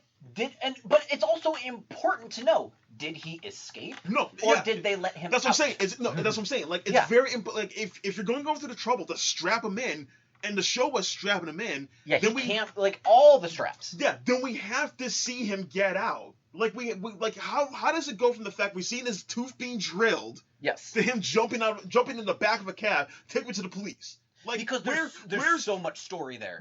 Where's part B and C? Yeah. And it's funny because this honestly is such a minor part in this movie. It's not important. It's not important at all. Right. But it's like, if you're gonna go through the trouble, if you're gonna go through the trouble of putting on this costume to scare people away, then we have to see everything else that leads into that. Yes. And it doesn't. And it doesn't all. And I just remember this. We're missing one important thing. Okay. Probably a lot. No, we are. No, it was his dad. I think it was Dane. Remember Dane DeHaan-ness' dad standing on the bridge and he jumps off? Guys, the layers of nonsense. Yeah. He's another businessman. He's driving. It's raining outside on, like, let's say, George Washington Bridge or Brooklyn Bridge or whatever you. All of a sudden, he pulls off on the side. He steps out. Dane DeHaan is a kid, and he's still in the car. And he's watching his dad, like, through a windshield. Yeah, for the rainy windshield. He sees his dad step on top of the ledge and then jump off. Yeah. And that's and it's like, again, it's apropos to nothing. It has no setup. No. It has no follow through. No. It's not important. Like, it's never shown in his character. It's never shown or his character arc. In his character arc. His character journey. It's just shown like, oh, my like, I know what it's like to kind of. He said something like that, but it's just like, why? What does that have to do with anything? It doesn't have anything. But what's even crazier is the part where I forgot. Like, I was like, we took a break for a second. I was almost astonished. I remember that fact. Like, oh shit! I completely forgot. Yeah, because the movie shows like maybe 2 or 3 times. There's a couple of times, and each time it's like, okay, so the first time you see it, it's just the windshield and the dad. Yeah. And then the next time it's the windshield, the dad, and the dad walking out. Yeah. And then the third time it's him jumping. But then there's a point where Dane DeHaan is like looking. I don't know if like the actor is in his memory or not. But he goes to stop his dad, or like the focus is on his dad, and it's his face. Yes. But what the fuck does that mean? It doesn't. It's like, like, why? Because. No, guys, I don't know. Like, I'm not even like I'm reaching guttural sounds. That's all I got. So. Oh my gosh, I forgot about that too. Yeah. Toby, I forgot all the things that made this movie even more confusing. I thought I had it all. It's almost like again, it's like for us, it's like a trauma where it's like our brain had to remove things away so we can live. My big worry was that I was gonna forget things that would have made the movie make sense. But the more I remember, the less sense it makes. Oh yeah. Which. Okay, that's why we're doing this episode. No, so all right, so when he jumped into the cab, the same cab driver, he takes him to the police, and he's like, okay, I've cracked this case. I didn't even know I was in the case, but right. I'm just an employee at this business firm. I've blown this whole thing wide open, and the cop is like, "Oh, but come in! Like, what's going on?" And then he tells him the story, and the cop's like, "Okay, well, I'm gonna stay here. I'm gonna go get my guys." Yeah, stay here, and he walks in with Jason Isaacs. Right. So that's where we realize that this whole town is apparently in on this whole thing, because at least that makes sense. If you're gonna create a life-lasting elixir, why if you needed the cooperation of the entire town, why wouldn't you involve them in it as well? Completely. Does that mean the mechanic and the bartender, yes, and all the British punks? I guess I would assume so. I would think so. So Dane Responsible. DeHaan is just looking at him, like, oh shit, and it's like they take him back. That's when he gets taken That's back. when he gets in the taken eels. back, and that's when we have the eel. That's when he gets trapped in the iron lung, and that's when Jason Isaacs forced the eels into him, Right. and that's when he becomes kind of sedated, and he kind of becomes insane, and it's like now he's just here. Okay, now.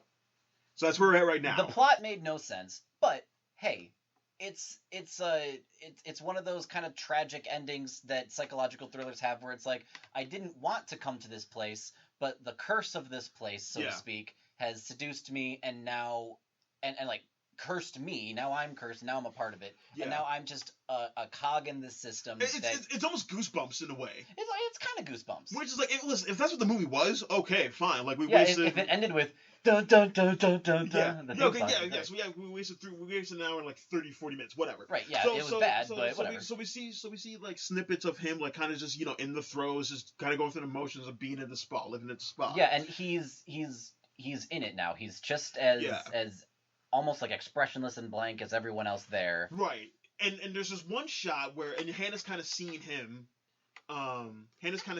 Outside, like maybe like on top of the castle where he first meets Hannah. Yeah, on a bench. And like there's this pool there. Really gorgeous mountain. I was just looking at the Alps and everything. Like it's magic hour. It's lively. It is gorgeous. It is gorgeous. Those shots of the mountains are gorgeous. Yeah. So Dane DeHaan's just sitting on the bench, just kind of looking out, like a blank expression on his face, and Hannah looks at him like, I thought, what happened? I thought you were going to get me out of here. I thought you were going to take me to the world. And then DeHaan just slowly looks at her with like the blank expression on his face, like, why would I ever leave? Why would I ever leave? The same thing that everyone else has been saying. Yes. Meaning, hey, that's a fun way, like not fun, but like that's a way to end a film. Yeah, like, and Hannah looks at him devastated, and they kind of just look out in the sun setting together, and then I don't know if the movie kind of goes to black.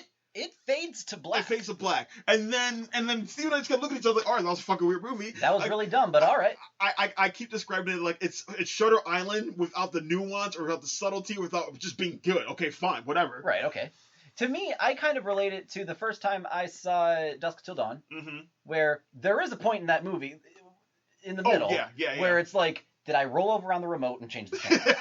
That's what this movie does in the theater. Like they switch the reels. Apparently they're showing this on film. And they switch the reels. So all right, so it's the lasting shot. Sky, like Dane DeHaan's trapped here. He's here. Hannah's disappointed, but she's been there her whole life. Whatever. Maybe even like you could make a weird stretch and say, hey, his egotism has cursed him here. Sure. Yeah. Sure. Yeah. That's a thing. Yeah. If you want to try a graphic thesis to this movie, you can try to do that. So it kind of fades to black, right? And again, this is just like the third or second time that this movie feels like it's gonna end. Yeah, but this is so definitive because of the line that it ends on, and the way it ends, and the way his character ends up. The and shot Hannah's as well. It's a really shot. great ending shot. Yeah. And it fades to black, and I don't know if it's because we thought it was going to be over, but it feels like it lingers on black for a lot longer. Yeah, I figured that. Yeah, it felt like that too. And then the movie keeps going. The movie keeps going for another 35 minutes. So what happens is, all right, so the movie keeps going. So what happens, and this is what you were mentioning before, where Hannah is in the pool. Yes. And she begins to menstruate. She gets her period. She's starting to become a woman. She gets her first period. Yeah. Again, how old is this person? Right. This is important. It's important to know. For reasons that are going to... Okay. No. Yeah. So what happens is Jason Isaacs... He comes in and he's like, oh shit, she has a period. Like, oh my god, this is like, he's freaking out. Yeah, he's like she was supposed to, she's not old, she's not ready, she's not old enough, yeah, or whatever. She's supposed to happen now. And then he's wondering, he's like, do you think it was that boy who awakened her womanhood or something? Yeah, to some degree, and it's like, so this is the only thing Wikipedia says. Oh my gosh. Around this time... No. Let me go. I'm already laughing. No, let me go before that. Oh no. I forgot about a ballerina figure that they as a gift. Do you remember that? Was it his mom's? Yeah, I think so. Yeah, it was. But where the fuck is she? Why the fuck does that matter? His dad's the one who jumped off the bridge. So let me read this. I hate this. Hannah perceives this change in Dane DeHaan and gives him back the ballerina figure that he gave her. At the ending shot. Yes. The fake ending shot. Yes. This act helps break him out of delirium. Around this time, Hannah has her first menstruation, and Jason Isaacs marries her. Ballerina figurine from his mom. Yeah. Who's never mentioned again. No. I honestly forgot about it until I saw Wikipedia. wakes him out of his delirium. That's fine. Sure. You know, object association. Yeah. Hannah has her first menstruation, and Jason Isaac, her dad, marries her. Yeah. Guys, unpack that. The movie doesn't really. No, because like there's a scene in his office, not his office, in some kind in her chambers. Yeah. Oh yeah.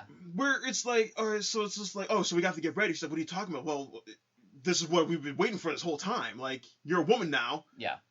And he doesn't explain to her because why would he? But it's just like, all right, so he's gonna marry. Like, it's this whole big thing.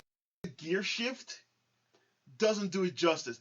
For a second, because like, okay, so it's like this weird, poorly written, interestingly directed, to be generous, thriller in this kind of gothic looking, but still like it's a hospital. Yeah.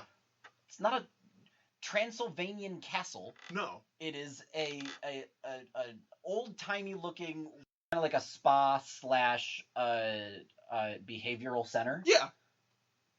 All of a sudden, it's like it's Dracula's castle. It turns into Dracula's castle. This turns like into a really bad gothic romance. It's out of nowhere. It's the Dracula movie Like, that Keanu Reeves was in. Like even worse. No, I can't express how this comes out of fucking nowhere. I yelled out loud in the theater, "What the fuck is happening?" Yes. But again, like, and so we hear the legend, so we know technically, like, what, because the legend has been told so many times, yeah, and it's been obvious since his introduction that Jason Isaac was the bad guy. So we know what's happening, but we don't know, why? So what happens is he announces that he is going to marry his daughter. Yes, and everyone's like, yay. And it's gonna like... No. Not everyone goes, yay. What happens, this turns the eyes wide shut. This turns into, all right, everyone get their mask, everyone get their gowns. Ball. It turns into a masquerade ball. They turn the spa into like this mansion into like a masquerade ball. Again, it's almost literally something that if someone saw Eyes Wide Shut and they wanted to do that out of nowhere. Yeah. And it's like people are dancing. It's like this party all of a sudden. Yeah. Dane DeHaan, who's now kind of out of his days or whatever. Well, this is around the time, too, Dane DeHaan realizes that his leg was never broken. Yes. And they kept him in a cast. Again, stupid. Yes. His leg wasn't broken, and so now Dane DeHaan, the actor, has sore armpits. Great. Good. Cool. Yeah. Moving on. Dracula's about to marry his daughter. Yeah. And... so he's running through, like, we kind of see him running through, like, the mansion. He's like, well, or no, it's announced, like, he's sitting down, and he's kind of out of his delirium now, so he's kind of like... so he's kind of trying to wake people up, and they're not buying it. It's like, oh, we know. Oh yeah, and everyone, that? Yeah. And it's like, and they're like, gosh. And they're like, no, we know what's happening. We know what's going on. So they so they lock him away. He escapes and he goes down into like a cave, like an underground cave, like a cavern. Yeah. Guys, oh, okay. So he goes down to this cavern, and there's like a lake. And while there, he sees people disposing bodies. Yes. And he sees, like, faces, like carved out faces, and like eyeballs and noses and lips and little things like a macabre Mr. Potato Head setup. Yeah. Yes. In like this old timey like 1940s Invisible Man style lab with like Bunsen burners and like test tubes of multicolored juices, and he's hiding from people who are disposing bodies. Yeah. And in the meantime, and there's one neighbor, so he sets her down. Guys. And he proceeds to start raping her. But guys. No, sorry. Oh, no, I'm not sorry. Like, he proceeds to start raping, but he rips off her top. Yes. Revealing her breasts. And then he proceeds to start raping her. And the breasts are prominent. This is not like... It's not like, oh, here's like a flash of, tasteful nudity in a film. No, they are flopping all over the place, and they're front and center. Front and center in some of these, like, in all of the rape scenes, like, they are there. Yeah.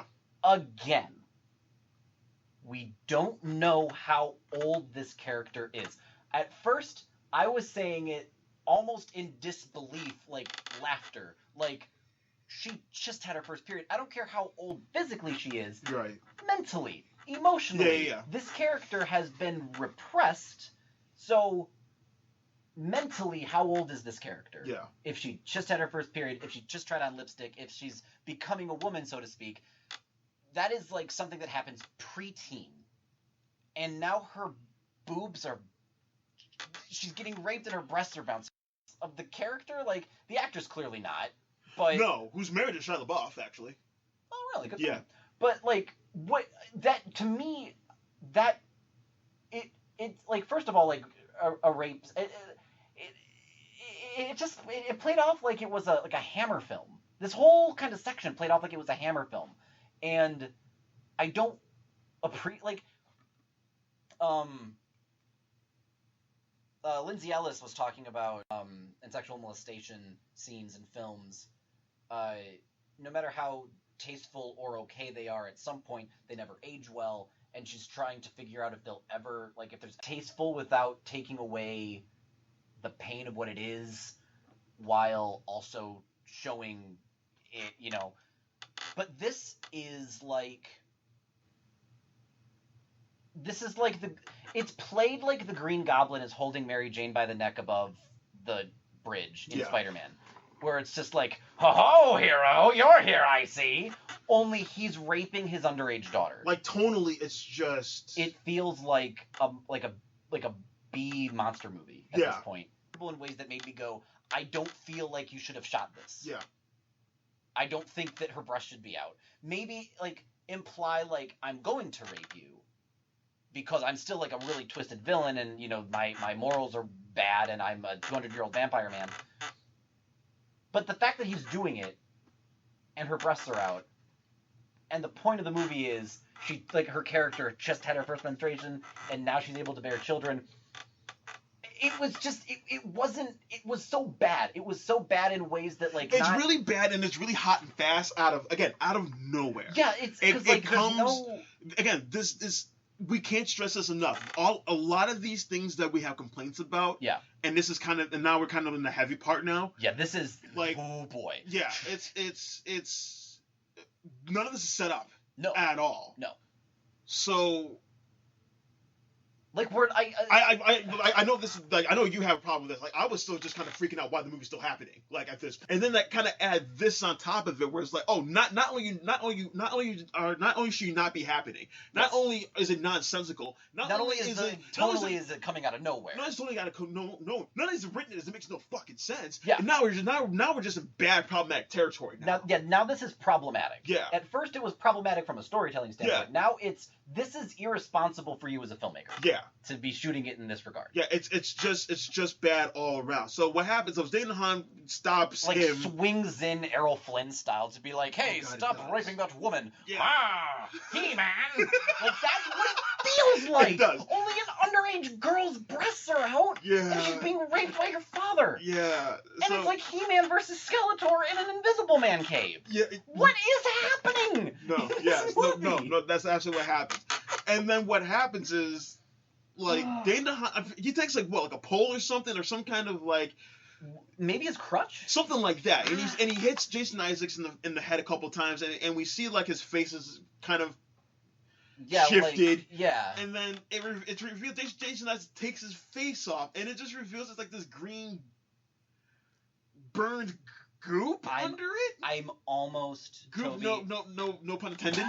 Yeah, Gwen, don't worry. Yeah, but yeah, it's like a. It's bad too. It doesn't look good. No, it's almost it's like it's in the same territory as like Ryan Reynolds' Green Lantern costume. It's like that. It looks like someone painted a circle of green screen around his face. Yeah. And then gave it to a film student. Yeah. And said, "Hey, make this a thing." He's like, "Oh, you see my real face?" Yeah, but it's played like a Universal monster movie. No, it is. So like, Arr! Yeah. Guys, I think when his face fell off, I honestly think Toby and I had a brain aneurysm. Yeah. We freaked out in the theater. Why? What does that have to do with the eels? What? The eels are gone at this. The eels are long gone at this point. The plan of the eels and the filtration system is ancient history at this point. And I don't. What is Wikipedia? Okay. Okay, I no. want this to be a cleansing for me. Okay. Does Wikipedia have anything to say about why? Why what? Why his face comes off? No. This is what it says. This is like the second half of the second to last paragraph and the last paragraph. In the ensuing fight, Jason Isaacs' face is revealed to be a mask that hides his hideous burns. Dane DeHaan sets Jason Isaacs and the castle on fire, but is overpowered by him all the same. Hannah saves Dane DeHaan by killing her father. He falls backwards into the aquifer and is eaten by the eels. Okay, so the eels are back. Dane DeHaan and Hannah escape from the premises on her bicycle as fire engulfs the structure. Not far down the road, I don't know if you remember this. Not far down the road. I remember this. Okay. We'll get to that later. Hang on, because Right, that's a lot to unpack. Yes, it is. Oh my gosh. Okay. So his face comes off. Yes. Guys. Okay. Repeat that question again for emphasis. Jason Isaacs' face comes off.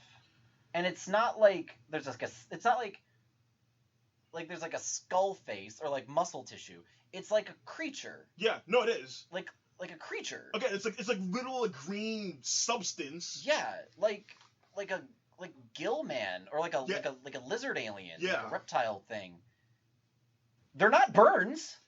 I don't know what Wikipedia's saying. I don't know. Yeah, I don't know why it says burns either. Like, it doesn't look like it's burned. No, it looks like a creature wearing a Jason Isaacs suit, and the mask fell off. Yeah. Okay, so that happens, and the fires started, and everyone's freaking out.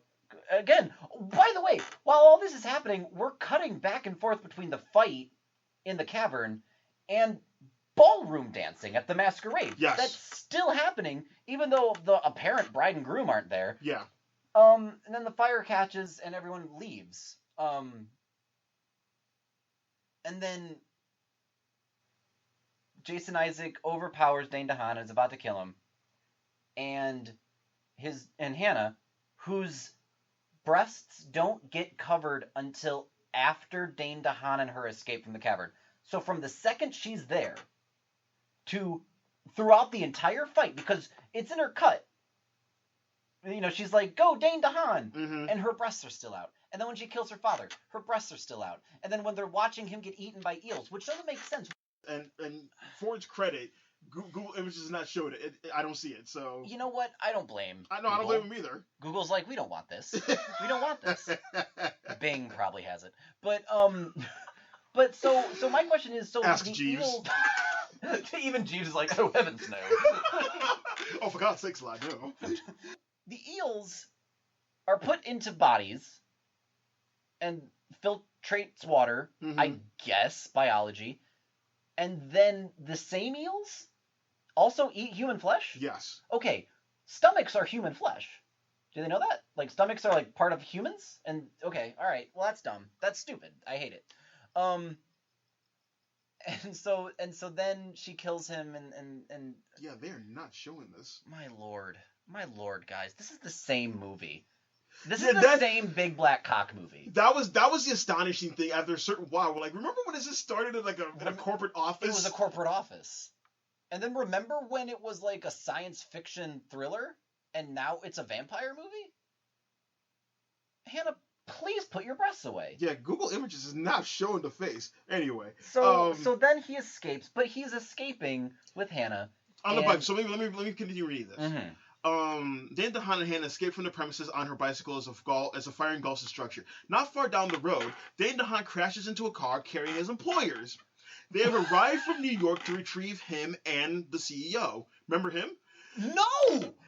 Dane DeHaan tells his employers that Pembroke, the CEO, died. Dane DeHaan is ordered into the car by the employers. Dane DeHaan looks at Hannah and cannot abandon her. He chooses to ride away with Hannah, smiling as he finally escapes the asylum. Guys, no. That is the actual end of the movie. That is the okay, but hang on. So they crash. He on the bike crashes into this car. Yes. That shows up, and all these executives come out. The same executives from before. Now, guys, in the background of this dialogue scene, it's night, and the entire center is engulfed in flames. Yes. This can be seen for miles. Miles. It's on top of a mountain, and it's on fire. And to my knowledge, the executives don't bat an eye at this. No. The executives go, "Where's so-and-so?" Right. "He died." "Oh, well, you better get in this car, young man, or blah, blah, blah." And he doesn't. They're like, "You're throwing away a career? The building is on fire.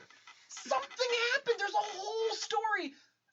And he's on a bike with a random girl, and they're escaping. They all look disheveled, covered in blood. And the executives are not having any of it. They don't. They couldn't give less of a shit. Yeah. About the wellness center. Yeah. On fire, an inferno. It's not like it's on fire. It's on fire. The whole place is on fire.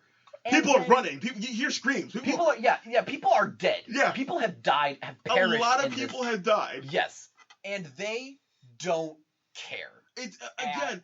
All. It's so jarring. Why are they there? Why are they there? So then he's bicycling away, and yeah, they do threaten him like, "You'll never work in you're throwing this, I'll make sure of it." And so they're silhouetted in the distance again by flames, and it's like the sun is rising, but light is the sun rising? Maybe it's just dark. I think it's dark. But light is hitting Dane DeHaan's face, and then he smiles. Yeah, he has like the sinister smirk that creeps across his face. In a way that looks like something from the wellness center still got into him, and he is going to carry on Jason Isaacs' twisted experiments, or he's also going to do something bad to this girl, or something. Because the smile is not one of, I escaped. Not only did I escape this hellish wellness center, but I also escaped my boring, sterile 9-to-5 life. It's not like smile. It's not like the smile that Jesse Pinkman has when he escapes from the neo-Nazis at the end of Breaking Bad. Right, it's not like this exuberant, "Oh my God, I actually got out of there with my life. I survived this ordeal." This is a smile where it's like there's a lot more behind. This is a setup to a sequel smile. Yeah, exactly. And then the movie ends. The movie ends. Guys. Everything you just said about what that smile could be, that's it. And it's not like optimistic, like a swelling John Williams score of escape. It's kind of like this, oh yeah, he escaped. But at what something cost? Else, like the end, ... bloody question mark. That's what it sounded like. Yeah. And then the movie ends. And then that's it. That's the end of it, guys. I feel like other people finally understand. I still don't feel like I can let this movie go. Let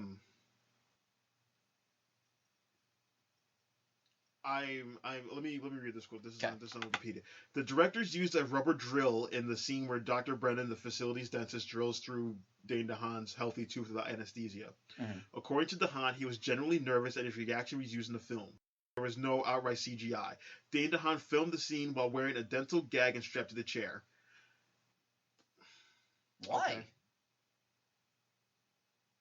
So they didn't see. I don't want to, and I never will. But there's a part of me that wants to listen to the commentary by Verbinski. That would be interesting. I would be interested because when that scene shows up, just to hear choices, why choices were made. But I feel like he would do that. I feel like the whole time when it's like hard cutting to him diving into the back of the taxi, he would just be talking about, "Oh yeah, we did this practically," and he would just skip over the fact. Probably. Like that's what he would do. Yeah. So this movie, the budget was $40 million. I can kind of see it. And it only made $26.6 million at the box office. Again, I can't stress enough. We did not pay for this movie. We didn't pay for this movie. And I'll gladly say that we did not pay for this movie. No. No, it's like you said. Everything we kind of said everything again from a plot by plot basis. That's what the movie is. We kind of got some things rearranged because we're kind of rambling because it's like we're doing this on top of our memory, doing it straight from the dome. And it's like there's so much. There's so much. What? Yeah, like, there's so much plot. Yeah. And story. There's so much plot and story in this movie that has nothing to do with anything whatsoever. Right. Like again, in the beginning, what was the point of seeing the guy, the corporate, the accountant working at night, and he dies from water? What does that have to do with things? The water's dangerous? Okay, but it's like, why did he die? Yeah, why did he die? Why did he die when he's nowhere near the spa? He's nowhere near the spa. He's in an office building that And that's just water. That's just water. It's not like spa wellness center water. Yeah, again, And if the motif is water, we were gonna get that anyway. So again, why have that there's scene? an entire scene meticulously framed around Dane DeHaan drinking water and Jason Isaac going, excellent. Yes. So we didn't need No, that. we didn't need that. Because that has nothing to do. Why do we see multiple scenes of his dad getting out of a car, jumping off a bridge? And then why was that why did he see himself in his dad's choices? Yeah, there wasn't that one scene like the dad turned around and was, yeah, this is his face. Yeah, you said that, and it's like, why? Why? Yeah. So there's this. Why a hand job? Why the hand job? Why the dentist chair? Why the dentist chair?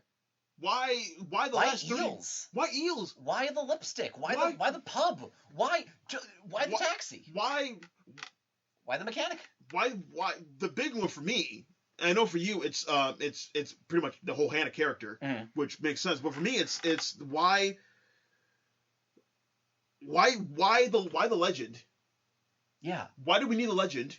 Right. Why was it repeated so many times? Well, we know why it was repeated so many times. But why was it repeated so many times? Why did it move from being a background subtext to a foreground text? Why?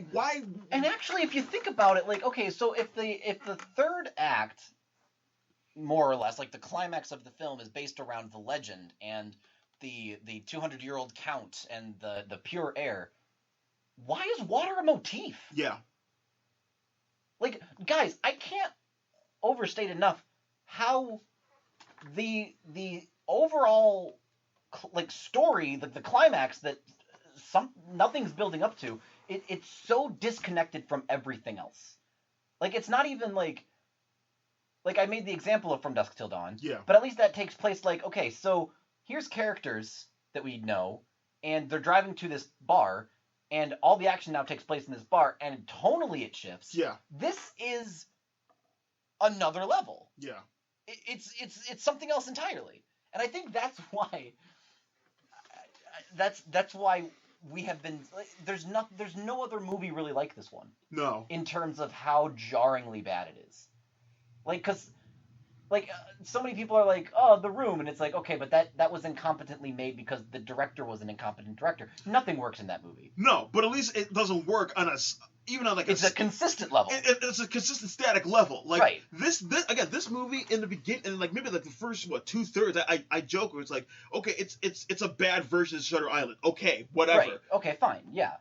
That's a throwaway. Whatever. We But move on for life. But then it again a black hole, a wormhole opens. Yes. And the ending comes from it, and it sticks itself to this movie, and then it just keeps going. And it's like, why? Disconnected to everything else. Yeah. Thematically, visually, tonally, everything. Yes.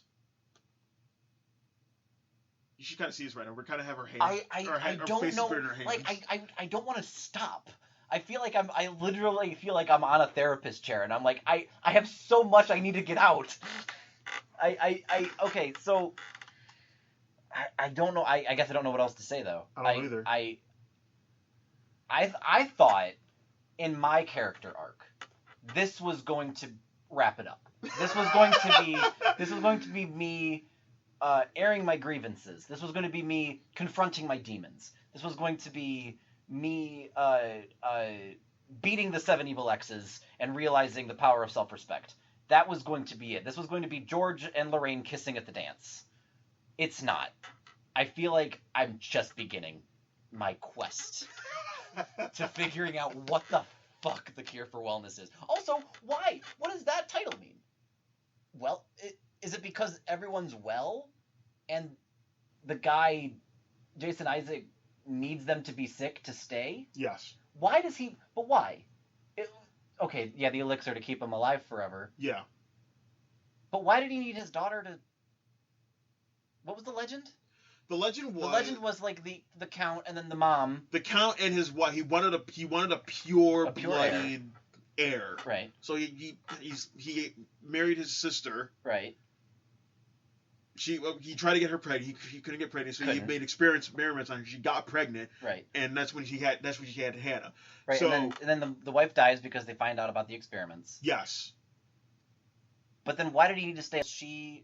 Because why? Yeah, that I don't know. Because like he didn't want her to grow up. He wanted her to stay young for a long time. Yes. And then when she became a woman, he would marry her. But he was preventing that from happening through means. Mm-hmm. And then it wasn't until Dane DeHaan showed up that she had her first period. Yeah. And again, then he said, "Oh, now that you're a woman, we can get married." But he was trying to prevent that. The whole Hannah character, it might be the worst part of the movie. Yeah. Nothing works. No. Nothing works. Her as a standalone like character in the story, interacting with people, doesn't work. No. Because you're raising a good question now, because it's like, if he wanted an heir, but his wife died, but he has the heir in Hannah anyway, so why continue doing anything? And I think that's the biggest, the baseball through the window of this movie. Like, did he want a male heir? Like, it doesn't say that at all in the movie. No. And not even Wikipedia. Like, did he want a male heir? Like, did he, like... 80% of this movie happens is because he's tricking... It's this Rube Goldberg machine where he's trying to trick people who are not sick Yes. into staying Yes. so that he can harvest an elixir with eels through humans Yes. who are not sick. But they become sick through the process. Through the eels. That's how they get. That's how they get so the she elixir. can get the elixir. Yes. But To he stay needs the long elixir life. to stay alive forever. Yes. But why? Oh no. He has the heir. Yeah. He just needed to wait until she became a woman, which, if he didn't keep giving her the elixir, she would have aged normally. Yeah. And she would have become a woman faster. Yes. And he would have been able to... No, this is the problem we ran into the first time we talked about this film for the 3 hours afterwards, because we ran into circles about this, because we didn't know why he needed the elixir. If he wanted someone within his family to marry, you have no, fuck, that doesn't make sense. Yeah, he had Hannah. I was going to say, it's more accepting to marry your daughter 200 years ago. Yeah, just marry her then. Also, Toby, I don't understand. Oh my gosh, like these. I hope there's like, someone listening to this. If someone listens to this, I hope there's someone listening to this who's like, you guys are idiots. I can explain the whole plot. If you can, please get a hold of us. I was going to say, come on the show. Please, we will take callers. We will. Because it's not us doing it like... We're not doing a bit here. Yeah, we're not trying to be funny like, oh, what a stupid movie, let's make fun of it. We legitimately, to our core, cannot understand anything about this movie. We can't understand why choices were made in this movie. Why? Because that is a fundamental hole. I don't, plot hole, whatever. Yeah. We're not nitpicking. This is the story. This is the plot as to why the entirety of the cure for wellness, as it's advertised, as like, here's the wellness center, here's the eels, here's the water, and he needs to be immortal. Why? Yeah. That is the problem. Yeah. Also, he is a lizard creature. He's not a literal with lizard creature. He just looks like one because of old age and experiments and bullshit. Like, who knows, really? But they say it's burns. Those aren't burns. Yeah. No, burns don't turn green. Well, I hope not. Well, okay, who knows after 200 years? 200 years? Maybe. But, like, his eyes were like lizard eyes. Like, he had different colored eyes, didn't he? I don't remember. Again, that's what I was looking for a picture. I couldn't find a picture. Guys, okay, so... so here's my question. Yeah. And this probably doesn't even affect anything, good or bad, or not good. I feel like I lost, my senior year of high school. All memories, everything I learned that year, I lost trying to think about this movie again. Is this movie, and I'm using the word incredibly loosely. Yes. Is this movie better if you just take out the legend? The baby, and then she gets thrown down. They attempt to the townsfolk attempt to kill her, but he keeps her alive with. Maybe that's why he keeps her. I don't know. If we take out the legend, if this is just the fact that Jason Isaacs found out this spa where he can create this elixir where using eels to put in people and get the elixir from them, and he has a daughter, and he wants to, and this is where he's like, oh, I gotta keep living forever. I need an heir. Like, does the legend just does this work on a factual level if you just take out the legend? I will say this. First of all, if you don't have the legend, then that last act, that climax, is even more jarring. I think I would have had a heart attack. I think that would have killed me. But I will say this. If you take out the legend and you take out that whole climax, Yeah. and it's just, what's his plan? He's got this crazy elixir that makes him live forever. That's enough. Yeah. Like, hey, I've got an elixir that makes me, like, immortal. Yeah. That's fine. Yeah. Why do you need to stay immortal and have this thing with an heir? Yeah, it's and have, like, her, like, trying to keep her young, and then she has her, like... I don't know why this movie... I mean, you could end that right there. That's I don't know why true. this movie. I don't know why this movie. That might be the title of the episode. I don't know why this movie felt like it had to do more other than having an immortal count. Right. Just, you're using people Mm-hmm. to create an elixir to keep you immortal. That's it. That's your plan. And that's fine. sinister. That's sinister enough. That's sinister enough. Yeah. So, again, like, that's why I'm saying, like, if you just take out the legend, if this is just a person who discovered eons ago, he can create this elixir from eels, and he has a daughter, like, maybe I don't know, maybe take out the daughter as well, but... Well, maybe even have the daughter, but, like, the daughter kind of knows and then, like, helps him escape.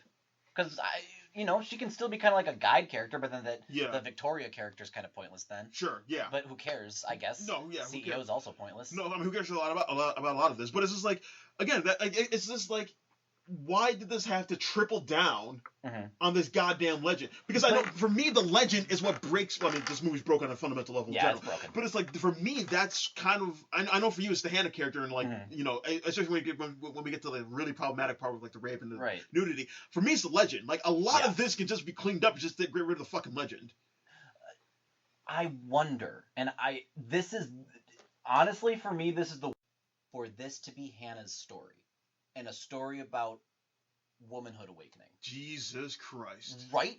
That is the worst case scenario for this movie. Yeah. Best case scenario is it's as bad as we made it out to be. Let's unpack that. If this is supposed even on a structure seriously, even on a narrative structural level, if this is supposed to be Hannah's story, then the first 30 minutes are completely pointless. Completely pointless. Why is Dane DeHaan in the movie in general then?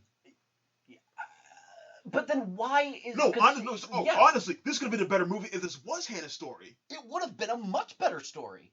Because then it would have been, like... Because then Dane DeHaan could have showed up and, like, helped her, kind of, like, been the muscle to her mind, you know? Yeah.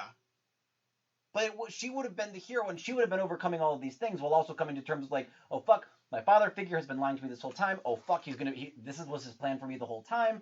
I'm embracing my womanhood. You get rid of the corporate bullshit. Completely. You get rid of the CEO stuff. You get rid of all that plot device. It just becomes a fact that's like, oh, hey. Let's say you get rid of Dane DeHaan. Maybe you just keep Maya Goth. Let's say, like, she's at the spa for a long time. Right. You see people, you see patients. But maybe she just gets curious about her world.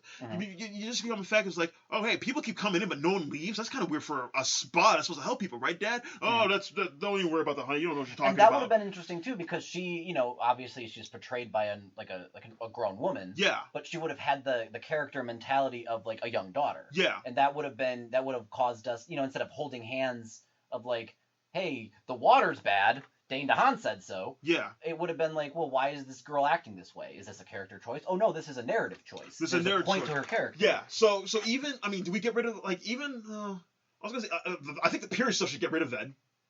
Probably. Yeah. Yeah. Because, so now she kind of figures out, oh, like, maybe the water... I don't think we can fix the movie the way it is. No, we can't. No, we can't. I kind of just ran into a wall right now. Yeah. Because then eels. Yeah. Like, man, face is coming off. Yeah. I'm gonna say it. It should have been John Travolta instead of a lizard monster. Right?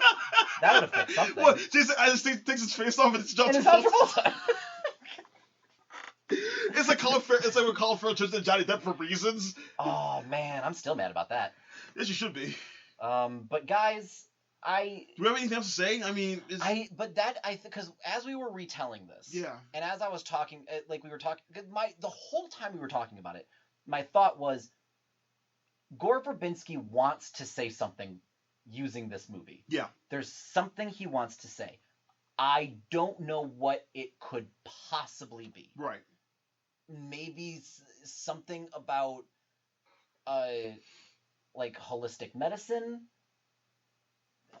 Maybe something about the corporate world. And then the fear flashed through my head that he was trying to make some sort of a feminist movie using Hannah as some sort of a catalyst for discussion.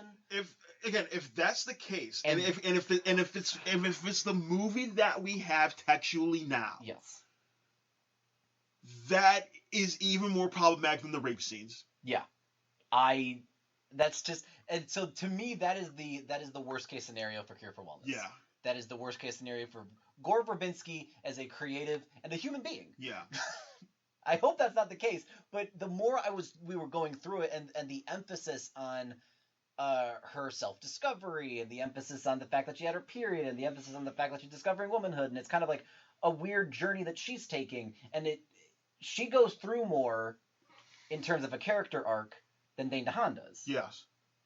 So it's like, oh, absolutely, whose journey is the story putting emphasis on? Right. And that, like, this is the first time I thought of that, and I'm like, oh no, I don't like this. This went from like a funny bad movie to like, oh shit, I don't like this is all around bad. It's so the people, like, I'm trying to put my mind in the people who like the movie, and again, I don't want to belittle anyone to say you're wrong. That's Completely. never what we want to do. Because I'm trying. I know a couple critics who did like the movie. Again, they like the atmosphere, they love the music, they Right. love how imaginative it is, and I'm just like, again, it's the same thing we just said about Valerian. I get all that, I do, but it's like, doesn't it matter? It's like if you're cooking, and it's like, I love these pieces. Yeah. That doesn't mean the end product you put them in is going to be good. Right. It'd be like, oh, this souffle's not. This souffle. It'd be like weird. It's like, oh, this casserole's disgusting, but the stuff I made it with, I love it. Like, right. Yeah. Then why drink the casserole? Like, I love strawberries, and I love queso dip, and I love pork chops. Yeah. And we're gonna throw them all into a soup. Well, you love the ingredients. Yeah. Yeah. That's kind of this movie. Yeah. But that's what I keep hearing. It's like people like it's. I'm trying to remember like what some people said positive. I wish I looked more into that before we did this, but it's just like this movie doesn't work on any level. It doesn't work on it because, like, even if we're following Dane DeHaan's story, what does he learn? What? Because does he? He doesn't learn anything. He doesn't learn anything. He's humbled, but that doesn't have anything to do with his job. How is he even humbled, really? Surviving. I guess. But like. But yeah, the thing that undermines that entire what you just said is the smirk at the end. What's he smirking about? I don't know. Because. And maybe it's because of how sinister Dane DeHaan just naturally looks. Yes, he does. No, he does. Oh, also, we brought this up with Valerian. There's a scene where he's got his shirt off and he's doing the ball exercises in the pool with everyone. Yeah. And he has no chest hair. No. And he looks like he's 12. Yeah. How old is anyone in this movie? He's supposed to be in his 30s, like a big hotshot employee in this firm. Well, Dane DeHaan is 30. Yeah, but he doesn't. No, I know. Oh. Guys, Gwyneth. If you're still here. Gwyneth, if you're still here, bless you. Second of all, this is what we don't want Goop to become. Long story short, we're worried about... He was born February 6, 1986.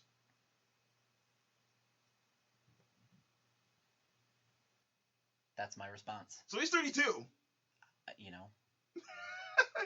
I just... Because again, like, you see, like, Chris Hemsworth, and he doesn't have any body hair either. But he's built like a fucking, like, Norse god. Not only that. Dane DeHaan is built like... You could tell Chris Hemsworth looks like a man. Yeah. Like, oh yeah, this is that is the body of like an early 30s man. We have seen, I think it's 40, something like that. But like we've seen youthful actors before, right? Where it's like, okay, they look young, but like Dane DeHaan just looks like something else. Dane DeHaan has like a Michael Cera body. Yeah. Where it's like Michael Cera looks like he can always play a high schooler. Yeah. But he's like in his mid-30s now. Yeah, something like that. And Dane DeHaan has kind of that, like he had a chest hair, but he plucked it out to put it in his scrapbook. and now he doesn't have any chest hair anymore. It was This is something we mentioned with Dane DeHaan after the 1-2 punch of Valerian and A Cure for Wellness. We saw Valerian first and then Cure for Wellness. Yeah. Because, again, Cure for Wellness came out in February. Valerian came out like, I think, summer last. Yeah. End of summer, I believe. Yeah. Middle of summer. Yeah, something like that. Where it's just like, he cannot be head of a movie anymore. No. He's going to have to go to Netflix for something and slowly rebuild his career. Like, he should, like... Maybe Amazon, Hulu, maybe. He should not be allowed to be on. He should not be allowed on a poster. Yeah. For like 10 years. Like he should be on probation for like 10 years. Yeah. It's the same as the 1-2 sucker punch of Battleship and John Carter for what's his name? Oh yeah, Taylor Hitch. Yeah. That poor man. And then the year before that he was Gambit. Yeah. That Wolverine. Yeah. Whoo. And then True Detective season 2. It's like it was just not working. No, it was just 4 strikes and sorry, buddy. Yeah, it was just a cavalier just punches to the jaw. It's like this is like. Listen, Hollywood. Like I know, and this is something you and I talked about before. Like when they will try to like bend over backwards to make a certain white man a star. Mm-hmm. Yeah. Some people they stick with it and it actually works eventually in the end. Mm-hmm. This is like no. And I think again, it would be straight up irresponsible to be like, well, you know, he was Harry Osborn in Amazing 2, right, which killed the franchise. Yeah. And then he was in these 2 movies. Yeah, nah. I think again, like I would always say it's like when he was in A Place Beyond the Pines, there's a Finest Place Beyond the Pines. Like I have problems with that movie, but he was pretty good in it. But that was 6 years ago. Yeah, I first saw him in Chronicle, which was a lot of fun. Chronicle as well, yeah. And but that was the same year, 2012 as well, same year. So that's 6 years ago. It's like, come on, like it can't just be. It can't be. Well, I remembered him from this movie that was 6 years ago. Right. He was good in that. Yeah, but have you seen A Cure for Wellness? Right. If you have, we have therapy every Thursday. I'm looking up what he's got.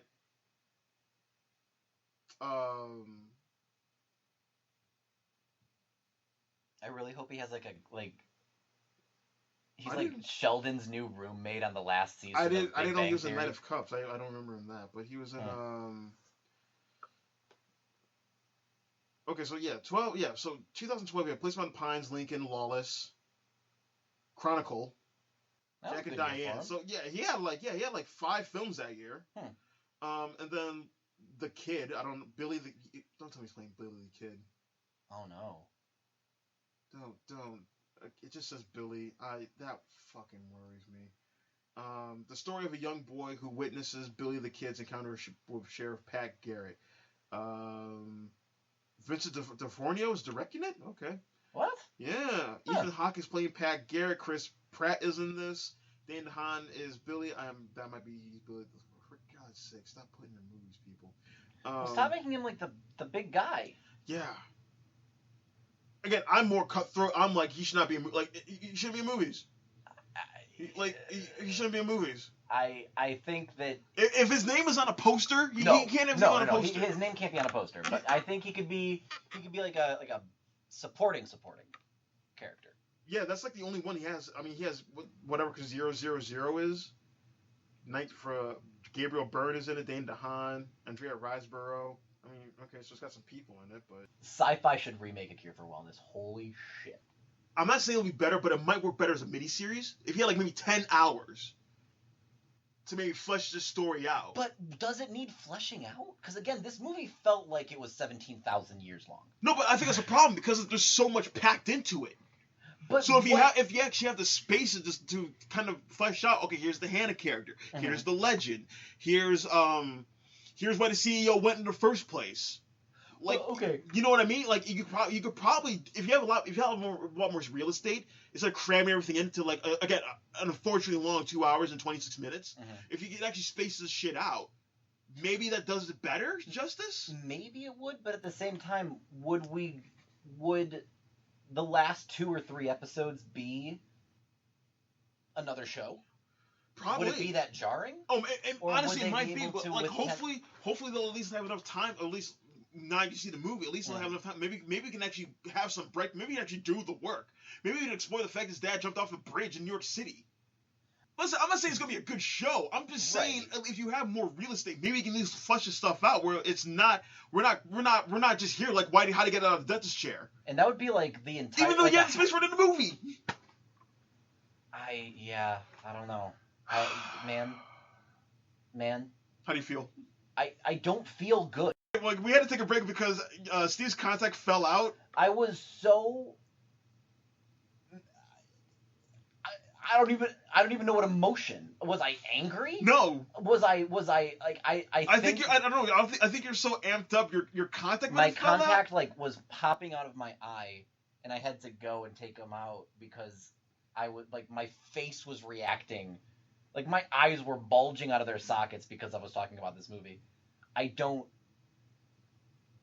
What bothers me the most is I'm going to be on my deathbed, I'm going to be surrounded by my loved ones and my grandchildren, maybe my great-grandchildren, and they're going to be like, is there anything that we can do to carry on your legacy? Is there any regrets you have? Is there anything, any last words that you need to say to us? Any last knowledge, nuggets of wisdom that you want to bestow upon us before you leave this plane of existence?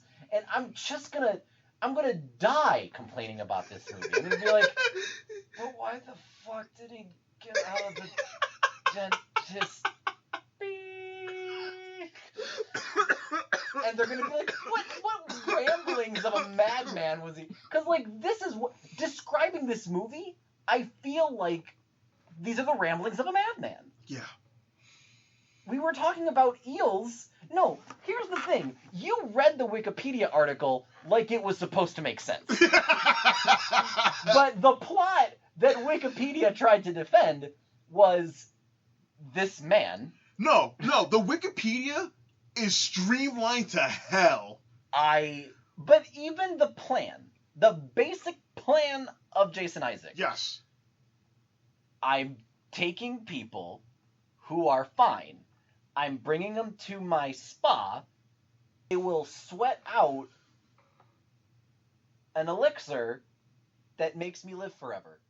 That's the plan. That's bare bones. Like that is the like Spark Notes version. Yeah, if he's putting his PowerPoint together, that is the plan. That is exactly the basis of the plan. And it is batshit bananas. Yeah, that alone, yes. That is the plan. Yeah. That's not the execution, nor is that the climax to this film. No. Because while that's going on, his fucking face is still on. Yeah. And then his face comes off, and... Okay. All right. Continue to bring it up until the day I die, and that is the curse, that is the cross I have to bear. So that you don't have to. I was going to say,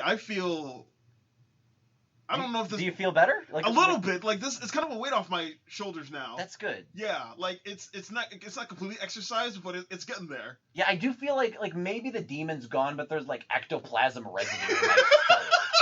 Like deep in the pit of my consciousness. Yeah. It's just there.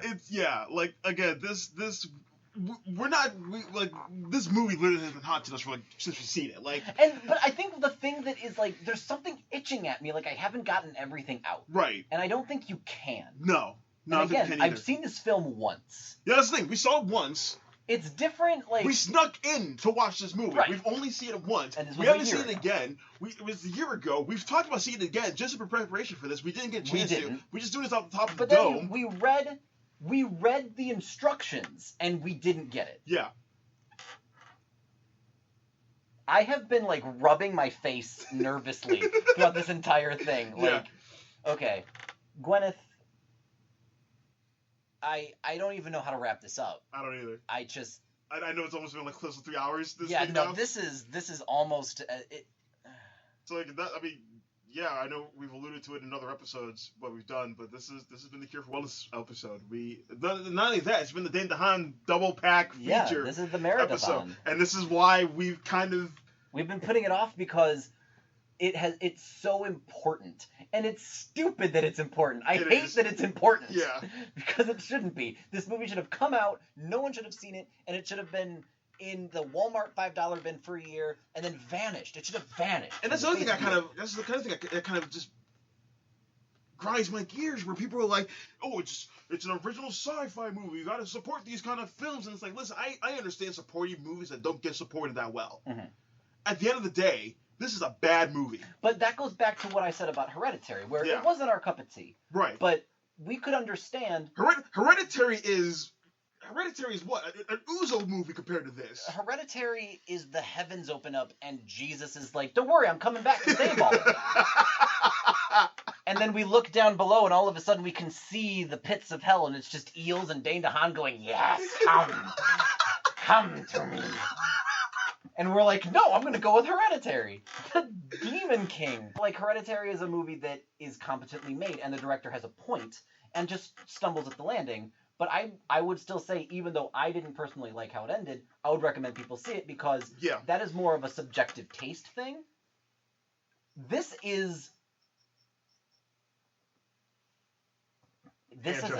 a cure for wellness. I was feeling very well until I saw this film. That is actually, they warned us. That's actually kind of cruel. Pre-crisis and post-crisis. No, you can't get me started on that. My brain is already too full and empty at the same time. We can't go into the crisis shit. I mean, yeah, that's the episode, guys. I didn't have a single gray hair, and I can feel them forming on my head. Okay, guys, that was a cure for wellness. And Valerian. I barely remember us talking about Valerian at this point. Exactly. Yeah, exactly. Okay. Hey, you're welcome. And again, if you actually like the movie, despite everything we're saying, let us know, please. No, actually, for real, because Toby and I, this is something that we are, like, I pride myself in this, and I don't know if you do too, but I think it's a good trait of yours.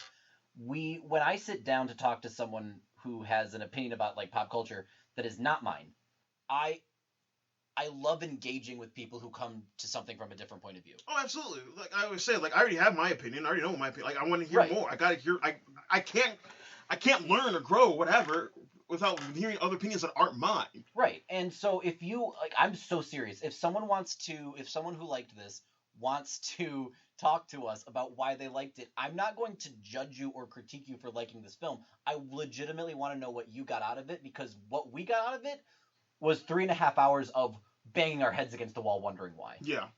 And if someone else got something concrete, I would love to hear it. Yeah. Sincerely. That's absolutely. Genuine. No, absolutely. So, and maybe that's it. Maybe that's like the cathartic closure I need. I need someone to explain to me what they got out of it, just so I can go, oh, okay. And then see, like, the demon escape and, like, float off to the heavens. Because right now, I don't feel cleansed. I don't feel like a weight's off my shoulders. I feel antsy. You kind of look like I look stressed. I'm, like, biting my fingernails. Like, I'm going to go to bed tonight, and I'm going to, turn off the lights. I'm just going to see Dane DeHaan going, like, who knows? Who knows? Well, it's like the scene in Hereditary when Annie turned off the lights in her workshop and she sees her mom there. Yeah. And then she turns it off. No, it was a good shot. It's gonna be you, like, you turn off the lights. I turn off the lights and I see the technician getting a hand job hitting her. And I'm just like, but why? He said the lights off. I turn the lights on, it's gone. But why was it there, I ask? Because it was real. No! Losing to a bird! See you like glitter. Okay, no, we gotta stop now. Okay, guys, we have lost our minds. All right, this has been We Hope Gwyneth is listening. We hope Gwyneth is still listening. She's not. Cautionary tale for Goop. Cautionary tale for Cure for Wellness. Cautionary tale for Dane DeHaan. If you like this movie, tell us. I'm going to take the most important cigarette break of my life. Don't smoke, kids. Okay. Anything else, Toby? Any last words? Is it curtains for Toby Ogumyemi? I mean, at this point, yeah, might as well. Yeah, yes. Thanks for listening. And then we'll be happier. Hopefully we'll be much happier. Yeah, we'll see a better movie. Yeah. All right.